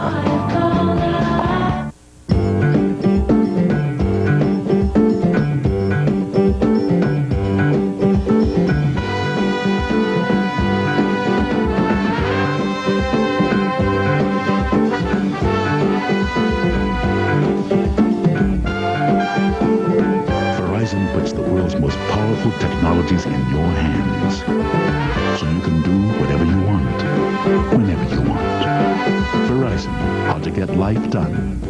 Fresh baked bread, oven roasted turkey, and aged Swiss. I think a sandwich like that sells itself, but our ad agency tells me that repetition of the name Blimpie will help customers remember us. Simply Blimpie, for the finest deli cuts around. Hey, Keith, you're going to show bloopers? Bloopers? Bloopers? Bloopers? You going to show bloopers?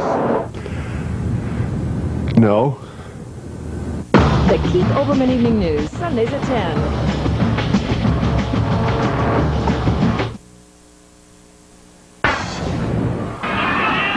was 4 years ago that the Westlake Chaparrals won their first and only state title, led by a young man named Drew Breeze. Breeze led Westlake to a perfect 16-0 record and an overwhelming victory over Abilene Cooper in the state championship round, 55-14. Drew Breeze, of course, going on to great heights at Purdue University, a Heisman Trophy finalist. And Ron Trader could use a guy like Drew Breeze. Not that Duke hasn't done a poor job today, but now Westlake needs to rally back. They trail the Midland Lee Rebels 33-21, 8:44 to go. Another splendid drive for the Rebels, led by Cedric Benson, as Michael Wynn will kick off into the wind. Line drive kick. And that one's taken by Scott Ballou at the 14-yard line. Ballou up the sideline with an excellent return. And that's what having the wind at your back can do to help out, as he takes it all the way out to the 44-yard line. 29-yard return. And Benson getting a much-deserved breather now. Well, much-deserved breather, a little bit of water, a couple of pats on the back. I mean, this guy has been phenomenal today, running the football. You know, Craig, he is a workhorse. And again, there's nothing real exotic about what Midland Lee is doing on offense. They're pitching him the ball, and he's taking it the rest of the way. You look at what Westlake has done in the second half, -5 yards of total offense. They go to the ground on first down, and Scott Ballou picks up a yard to the 45-yard line. You see the clock moving with 8:25 to play in the game. Westlake down 2 scores for the first time this season. And this being their 4th possession of the second half, the first 3 possessions, they got no first downs, hardly any yards, as you just mentioned, only -5 yards rushing. And this Midland Lee defense has made some nice adjustments at the half. They've come down and really shut down this Westlake offense so far. Brad Bevan is checked in at fullback as Westlake goes to a 4 wide receiver set, now making it an empty set as Bevan splits out as a receiver. Hassan under pressure throws over the middle, and the ball is caught at the 47-yard line by Jed Johnston. As Johnston, the tight end, makes the grab for short gain, and they'll actually mark him right at the 47-yard line. A gain of a couple, and it's 3rd down already for Westlake. That was really an awkward throw there by Duke Hassan as he took the ball back out of a no-back backfield. He throws the ball going away from himself into the middle of the field, and Johnson had to make a sliding catch even to get underneath the football. On 3rd down, Scott Ballou, the man in motion. Hassan in trouble, throws the ball away, and it'll be 4th down for Westlake again. The pressure was coming once more on Duke Hassan. But we've seen the linebackers all day. We highlighted them at the beginning of the game, and Paul Gonzalez again putting just a ton of pressure on Hassan, not allowing him to get his feet square, looking down the field at all. He's constantly on the run. And again, Paul Gonzalez coming in from that outside linebacker position. 7:11 to go, and Ron Schrader feels the urgency is there. They're going to go for it. 4th down and 7 yards to go. Westlake in a dire predicament now, needing to convert for a 1st down. Hassan with time. Over the middle, flag goes down. The pass is caught short of the 1st down by Johnston. But we'll check the flag as Johnston is slow to get up. The Rebel back, Jacoby Hartley, there on the coverage. Johnson doing a nice job of going up and catching that football in his hands. He's a little winded right now. He's hurt, a little winded. He got dinged right there pretty hard. The penalty goes against Midland Lee. One of the Rebels might have been holding Scott Ballou, who had come out as one of the receivers, and that's going to keep the Westlake drive alive. It'll be a 1st down, as our referee Lewis Stroud informs us. Just again, a nice job. And you see the catch there, but I think the hold was away from where the pass was going. Ballou might have been the target. John Parchman did not like the call, but it is a 1st down for Westlake. The leading receiver right there, Craig, you see why. He goes up and on a big 3rd down play, and he goes up and snares that football with guys draped all over his body. Caught it in his hands and was able to bring it down. Excellent job by Jed Johnston. Chaparrals keep the drive alive. Chad Schrader out on the field now. Goes in motion as a receiver. And on first down, pass over the middle, incomplete, intended for Ballou. And Lee has adjusted nicely to that slant route over the middle to the backs. And that's one that the receivers don't like to see, is when the linebacker gets enough drop. Take a look here at number 22, Mark Gonzalez. So you'll see him right here at the end of the play as the ball goes to Ballou.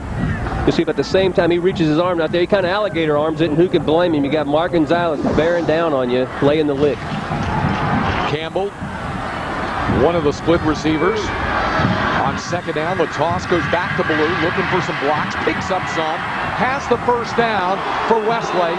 First significant run the Chaparrals have had since the first half, 11 yards by Scott Ballou. The ball is down close to the 31-yard line, where Westlake moves the chains again as we draw near the midway mark of the final quarter. Nice job by Ballou after that pass across the middle, where he just got almost decapitated there by Mark Gonzalez. Had he gone for the football, so bounces it out to the left side, picks up a first down. Call it the 32. 19 unanswered points by Midland Lee. Westlake has not scored here in the second half, and Ballou takes it down to the 29-yard line. Mark Gonzalez, another tackle for the Lee Rebels. These guys that were highlighted at the beginning of the show, they're not disappointing at all. I mean, these guys are incredible the way they run to the football. See, Mark Gonzalez coming in all the way from his middle linebacker position. He runs right down the line of scrimmage, and he catches Scott Ballou, a running back who's probably got a step or two on him, and he's able to drag him down from the back. Just an impressive individual effort there by Gonzalez. Jed Johnston, Christian Campbell, the wideouts. Brendan DeWan goes in motion.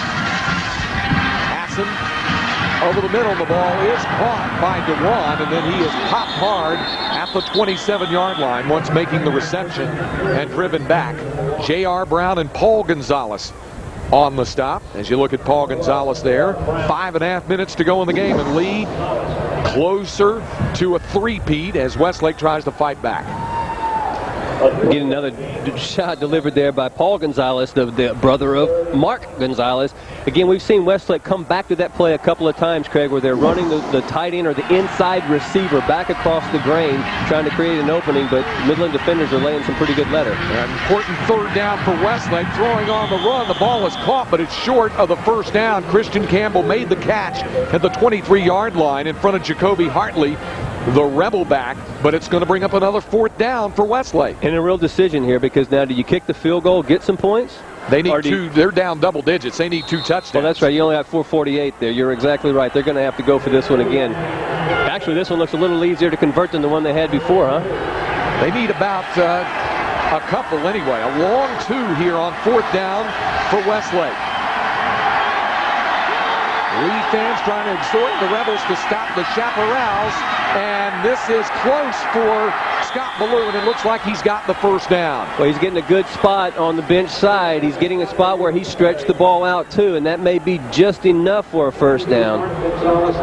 Easily the most important measurement of the day coming up here. Greg, I don't think he has it. He's going to be about a nose short. From where they put down the ball, it doesn't look like he has it. And if they've stopped him here, this might be the game right here. When the line judge ran up and he marked the ball with his right foot, it looked like he had enough to make the first down. And then when they actually put the ball down, it looked like they may have backed it up just a hair. And it's going to be close. Rebels say they've stopped him. And they have. That close. But Midland Lee has stopped Westlake. And Fred Threat and the rest of the Rebels can celebrate. They're getting closer now as they take over the football with 4:25 remaining. What a huge fourth down stand that was by the Midland Lee defense, as they were able to hold Scott Ballou just inches shy of a first down. 1st and 10 for Lee. And Westlake knows it needs to stop the Rebels. You know the ball's going to go to Cedric Benson, who is 14 yards away from becoming the 4th all-time rusher in high school football history. On first down, they go to the fullback, Kendrick. Lee very content to run the clock here in the waning moments of the game.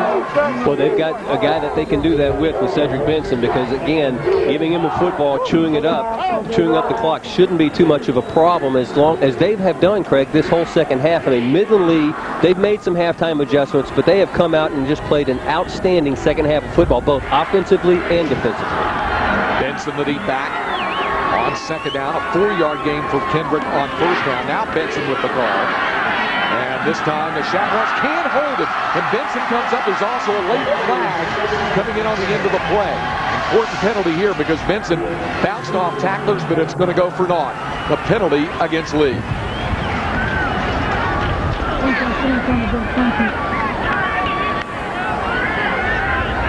Coach Parchman not too happy to see that flag get thrown there. Again, all he needs to do is run the clock out, and he will be a three-peat champion with the Midland Lee Rebels. It would be back-to-back in Division I. Of course, they won the Division II championship in '98.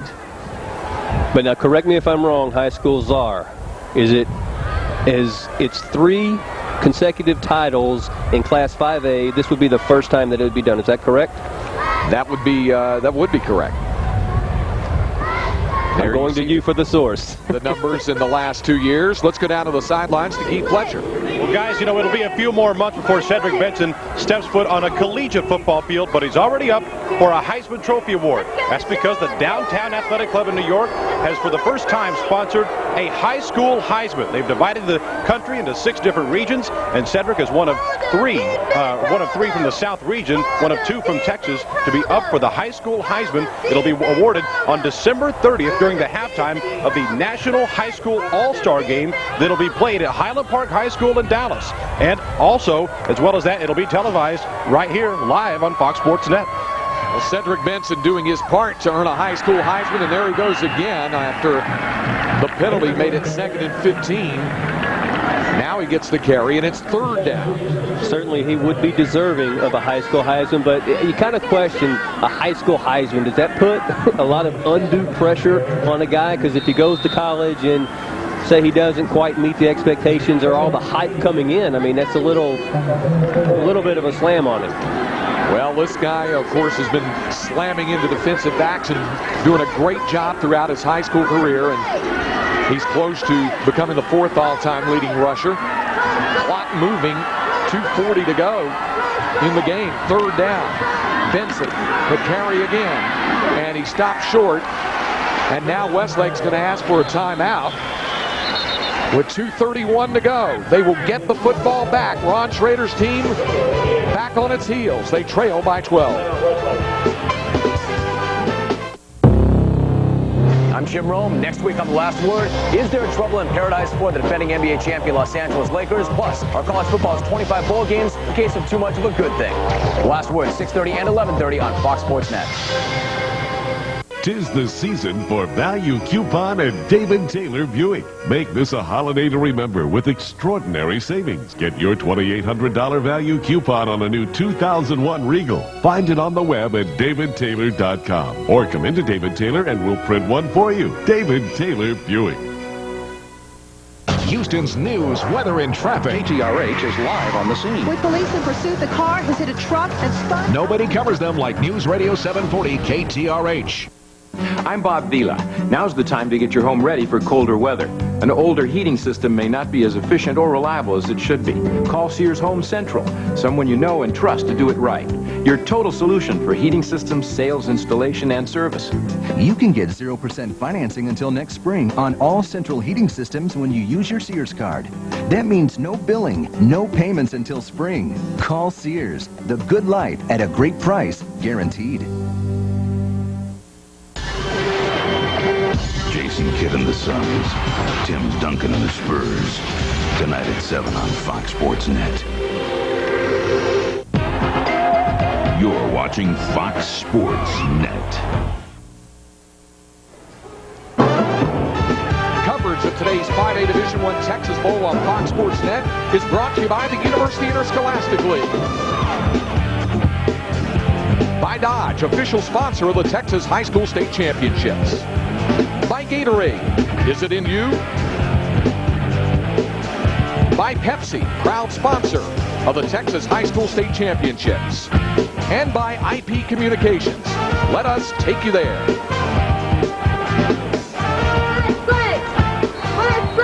32,285 here today at Royal Texas Memorial Stadium, and those who've come from West Texas are much happier right now than those who made the short drive from Westlake Hills over here to the stadium, because it is Midland Lee closing in on a third straight state championship. Here's the punt by Michael Wynn into the heavy-duty breeze. That ball bounced off one of the chaparrals, and it comes down, they fall on it at the 50-yard line. So Westlake will have it after a 24-yard punt, but the Chaparrals in desperate straits now. 2 timeouts left, 2:23 to go, and down 12 points. Yeah, and a nice job there by Jake Johnson coming up, Craig, to field that ball, as it did bounce into one of the blockers, and he was heady enough to go down and make sure and pick that ball up before the Midland Lee could get on it. Now for Westlake, we've seen them have success early in the game throwing the football. Obviously they're in passing situation right now. They need to get up, they need to chew up big chunks of yardage and get first downs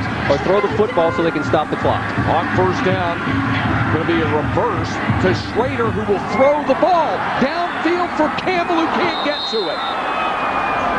They went back to Chad Schrader, who of course began the season at quarterback. Chad, of course, broke his collarbone in the season opening win at the HEB Texas Football Classic. They almost had the trick play work. Good play there, good play call by Ron Schrader, having his son come down. He knows he can throw the football. He's just not able to hang it out enough for Christian Campbell to run underneath it, go just out of bounds. But you know, that's what Westlake is going to have to do to get back in this football game. They need 2 touchdowns, and they need them quick. Just beyond the reach of Christian Campbell. It's 2nd and 10 with 2:15 to go.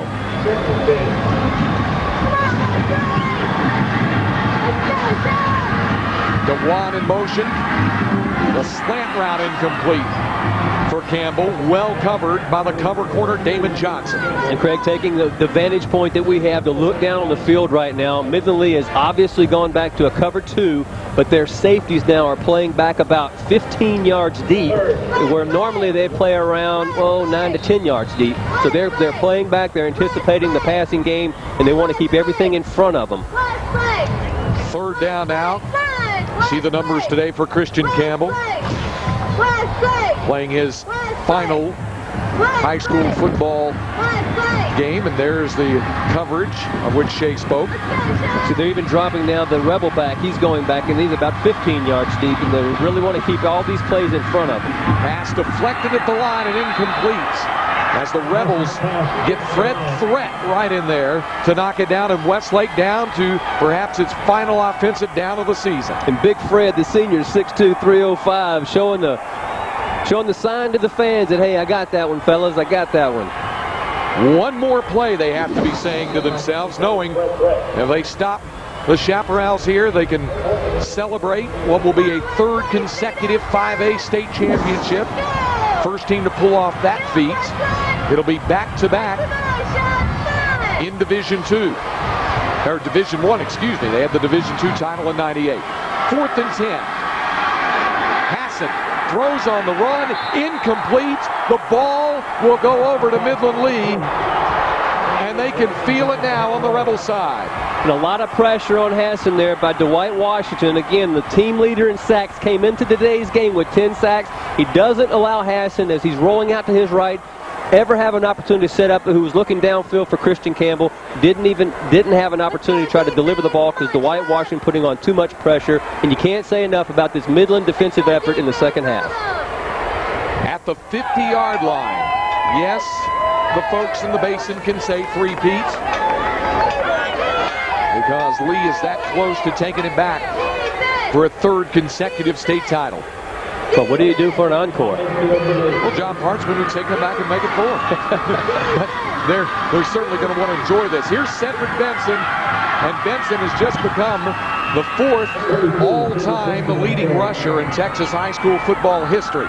5 yards on that carry, and unofficially for the day, that will take Benson to a total of 243 yards, which would move him past Robert Strait of Cuero to become the 4th all-time leading rusher in Texas high school history. And Craig, again, he is doing this against a defense that has only allowed one 100-yard rusher this year. Outstanding effort by Benson. He's 29 yards away from Rodney Thomas being number 3 overall, but Lee knows now can just run out the clock. They will give it to Benson. He'll get up a couple more yards, down to the 42. But this football team has been more than Cedric Benson. John Parchman will tell you that. All of these guys will tell you that. No question about it. Big plays made on offense today. Nick Hand quietly making some plays. The fullback, Jacoby Kendrick. Big passes to Jody Walzer and Jannard Lee on that drive to tie the score before the half expired. And Eric Winston, what a job he did at tight end. The big tight end, Craig, I was just going to say, I mean, he saved a couple of drives on 3rd down conversions, going up using his big mitts to bring down passes.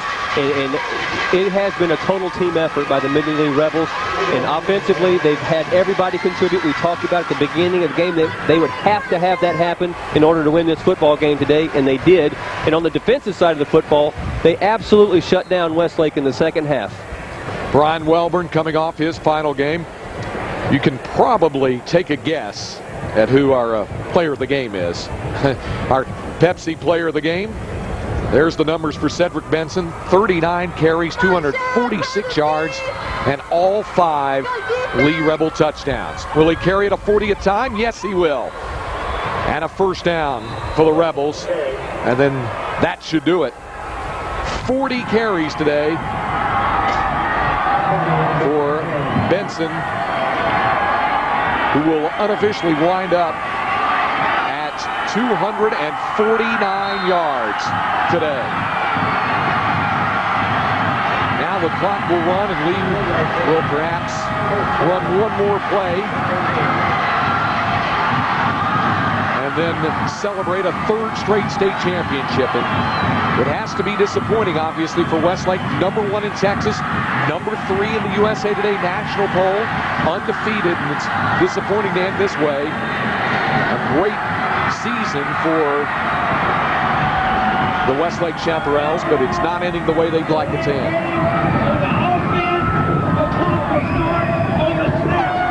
Craig, you're right. It's not ending the way they want it to, but what an outstanding season by Westlake. Again, you mentioned number 1 in the state, number 3 in the nation by USA Today. And Ron Schrader, you know, they fought the criticism about coming from Division 4, Region 4, being a soft region, and they don't play anybody. I say baloney. I mean, these guys are legitimate. They've taken the 2-time repeat state championships to the brink here, and they've played extremely hard today and well deserving of the season that they've had. Well, you're not overrated if you can get to the final, but it's Midland Lee that will celebrate a 3rd straight state championship.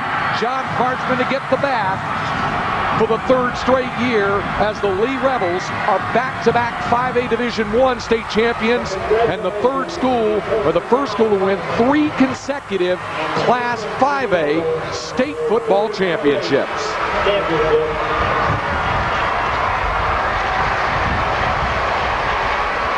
Congratulations as well for a great season to the Westlake Chaparrals and from Ann Trainer.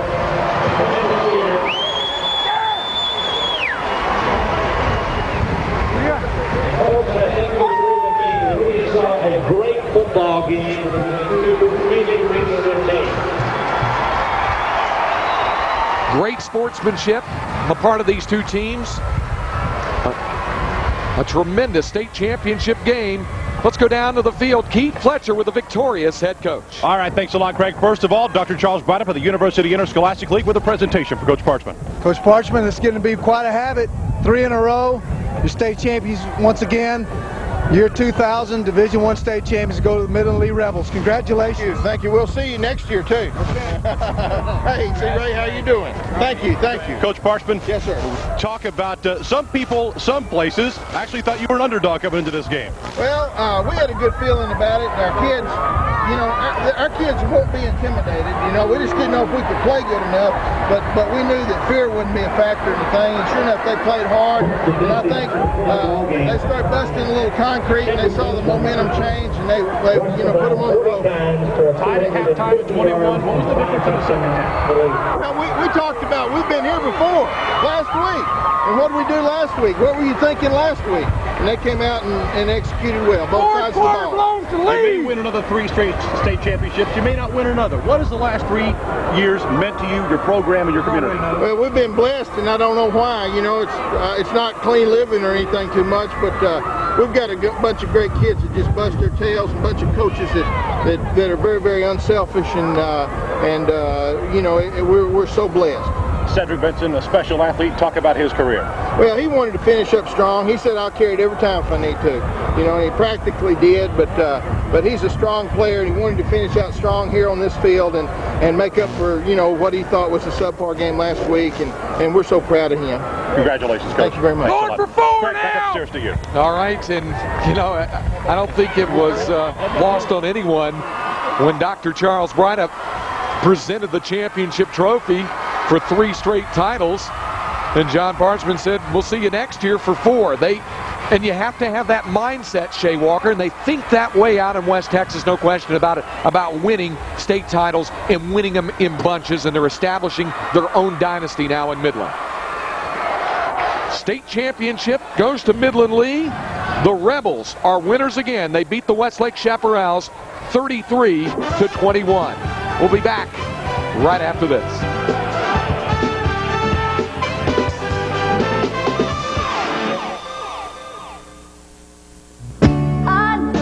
When all is said and done, there's only one. Time keeps on moving on, but the good things never change. The joy of living, joy of life, joy of laughing, joy of sight, joy of cola in your life.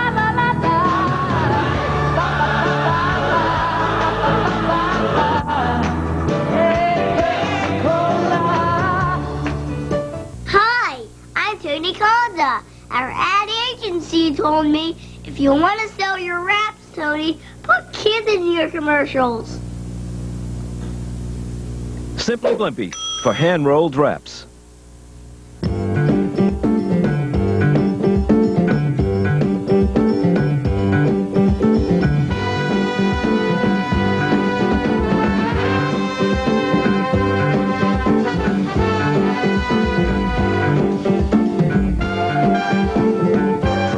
Puts the world's most powerful technologies in your hands, so you can do whatever you want, whenever you want. Verizon, how to get life done. Center console is just a euphemism for trash can. So, in the all-new Caravan, Dodge did it differently. With a power outlet and places for everything, it's a regular personal organizer. It even moves from front to back. So, no matter where you go, there it is. Dodge Grand Caravan, the best minivan ever. Now get 0.9 financing on Dodge Caravan SE and Caravan Sport. Hey, Keith, as a respected sports journalist, what advice can you give on helping me score with the ladies? Keep hanging out at ballparks and racetracks and you'll be fine. The Keith Olbermann Evening News, Sundays at 10 on Fox Sports Net. Well, if you cheer for the Maroon and Whites of Midland Lee, you've got plenty of reasons to cheer. A state championship, and Keith Fletcher is joined by one of the major reasons why. It's 3 in a row for the Midland Lee Rebels. Keith? All right, Craig, thanks a lot. Well, Cedric, what is it about state championship games that makes you, that raises your level? That's now 15 touchdowns in state championship games alone. I mean, that's what we start. That's what I play football for. We play to win. We play to come to state. Remember starting 2 days in August, you know. You don't play football just to play. You play to win, you know, to achieve a goal. And this was our goal, and we did it. You guys turned the ball over 2 times with the win at your backs, but you still are able to overcome the adversity and come back and win. What was the difference offensively? We just stay relaxed, you know, and we have to execute plays, and if we we get a little tense and a little anxious, then we may make mistakes like we did last week, but we stayed relaxed and we came out and made things happen. I don't know if you know, but you did pass Robert Strait to number 4 on the all-time list. Talk about your career. What a great 3 years it's been. Yeah, it has been fun. I mean, there's a lot of smiles, a lot of great times. And I don't mean to any way take away from this, but what has it been like this year from the preseason, the cover of the Texas football? Everyone expected you guys to do so much. Is it almost a relief to kind of have the season gone and with the state championship in your pocket? Yeah, without a doubt. I mean, it's been kind of hectic all year. I mean, people coming from everywhere, you know, seeing new faces every day. Having to come out and carry the ball 30, 19 times, you know, so it's been tough. I'm glad we ended good. Talk about your career to come here at Texas Memorial Stadium. Exciting. I mean, I'm excited. What about just wrapping up your career here and the last time you're going to be on the field with your high school teammates, and how special it is to spend all 3 of your seasons with state championship trophies? Not many of those guys will ever do that again. I think there was no other way to end a career. I think this was the best way to end a career. And, I mean, I'm so thankful to God for the people who helped me out, for the team. Thanks a lot, Cedric. Good luck to you. Frank, back upstairs to you. Thank you, Keith Fletcher, and very poised, very business-like approach, and that's pretty much been the story of the Lee Rebels. They had the 2 early losses. They lost to West Monroe, Louisiana, early on the road. They had to make a long trip and play in the rain and the mud in Monroe and lose there in non-district play. They lost their district opener to Odessa High, and they really had to rebound, and that they've done. But you listen to Cedric Benson talk, and he's got this very easygoing demeanor, and he's like, hey, we came here, we had a job to do since 2 days, we took care of business, and they didn't do it like with anything super flashy. I mean, they just kind of came at you. They played smash mouth football, ran it down your throat, and that's how they've accomplished 3 consecutive state titles. Championship awarded to Midland Lee. And we'll have more coming up from Royal Texas Memorial Stadium on Fox Sports Net. Kasikale Emirates Classic. Ifikile mini nkulu matube kati tetwa ngayo ko khangele minyete la bantu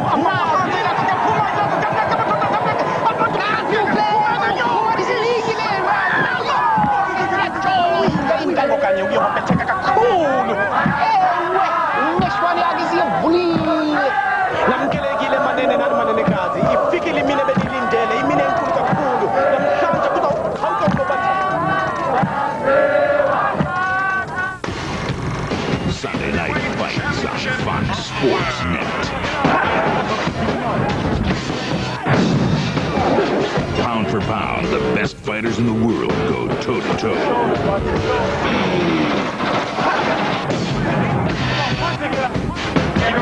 Witness boxing fury from a ringside seat. Sunday Night Fights on Fox Sports Net. It's NFL This Morning on Fox Sports Net. Oh, yeah! You should get up and hang out with us because we're going to have a little bit of fun. Unbelievable! I'll tell you who's going to win. Tony, give me love. Speaking of good material. I like the hair today, Chris Myers. You look a little like Bob's big boy. Broken down to name calling up here. It's your Sunday morning tailgate party in a box. NFL This Morning, Sunday at 10 on Fox Sports Net. Well, it won't be quite as merry a Christmas for those folks there who cheered on the Westlake Chaparrals, but the Midland Lee Rebels certainly have reason to celebrate as we go back down to Keith Fletcher. All right, guys, thanks a lot. Mark Gonzalez, big part of the defensive help for this state championship run. But talk about 3 in a row. So you guys have talked about it all season. It's got to be a pretty special feeling. Yes, sir. It's something that we've wanted all year. You know, we knew we could do it at first. We didn't know, we didn't know if we were going to have everybody dedicated to do it. But towards the end, we all set and put our mind to it, and it just came out like this, and we're so glad for it. Tied at 21 at the half. Looked like it was going to be an offensive shootout, but you guys made a stand defensively. What was the difference in the second half? Well, in the first half, we didn't execute our game plan very well. You know, we were kind of confused. They came up with the difference in the sevens we hadn't seen before, but we went in at halftime. What we needed to get done, and we came out and executed well. Talk about the future of this program. I mean, 3 in a row, no other 5A team has done it. You move on, but or talk about what the future of this program looks like. We expect them to be back. They got great coaches here, and they all want it. So you know, they're going to be here for years to come. Thanks a lot, Mark. Thank you. Greg, thank you, Keith. And happiness, certainly, for those who are a part of the Midland Lee State Championship. And you know, Shay, we've seen some great state championship teams. I think the thing that is probably most impressive about Lee, and we saw them in the season opener at the Alamo Dome in San Antonio, and what is that? A spectacular performance. In fact, they had to turn around in the second half against Victoria Memorial, but they did it with precision and discipline, and that was certainly very, very important for Midland Lee in the second half of the season. Well, as impressive as winning this third championship, Craig, is how they did it. Last year, they lost every offensive starter with the exception of Cedric Benson. They had nobody returning in their offense, so they just reloaded, and they were able to come back and then hang another state championship title on the wall. That's a huge, huge task, and they were up to it. You look at the final numbers in this one, and Midland Lee turned it up really defensively in the second half. Look at the total yards, 365 to 207.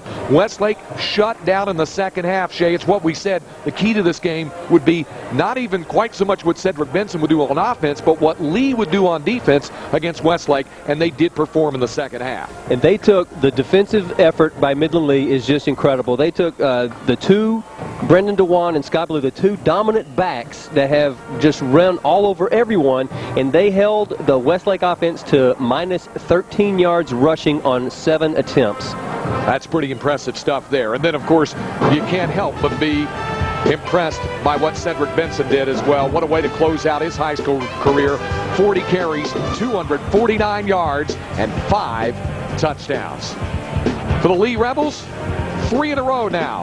The first team to win 3 consecutive 5A state championships. 5, the key number for Cedric Benson, as he scores 5 touchdowns today. And Midland Lee makes it back-to-back wins in 5A Division I after winning the Division II crown as well. Don't forget, coming up next Saturday, it's the 5A Division II Texas Bowl on Fox Sports Net. Arlington Lamar, John Tyler winner against Katy San Antonio Marshall for Shay Walker, and also for Keith Fletcher and our entire Fox Sports Net crew. I'm Craig Wade. Thanks for joining us. So long from Royal Texas Memorial Stadium, where Midland Lee is the 5A Division I state champion.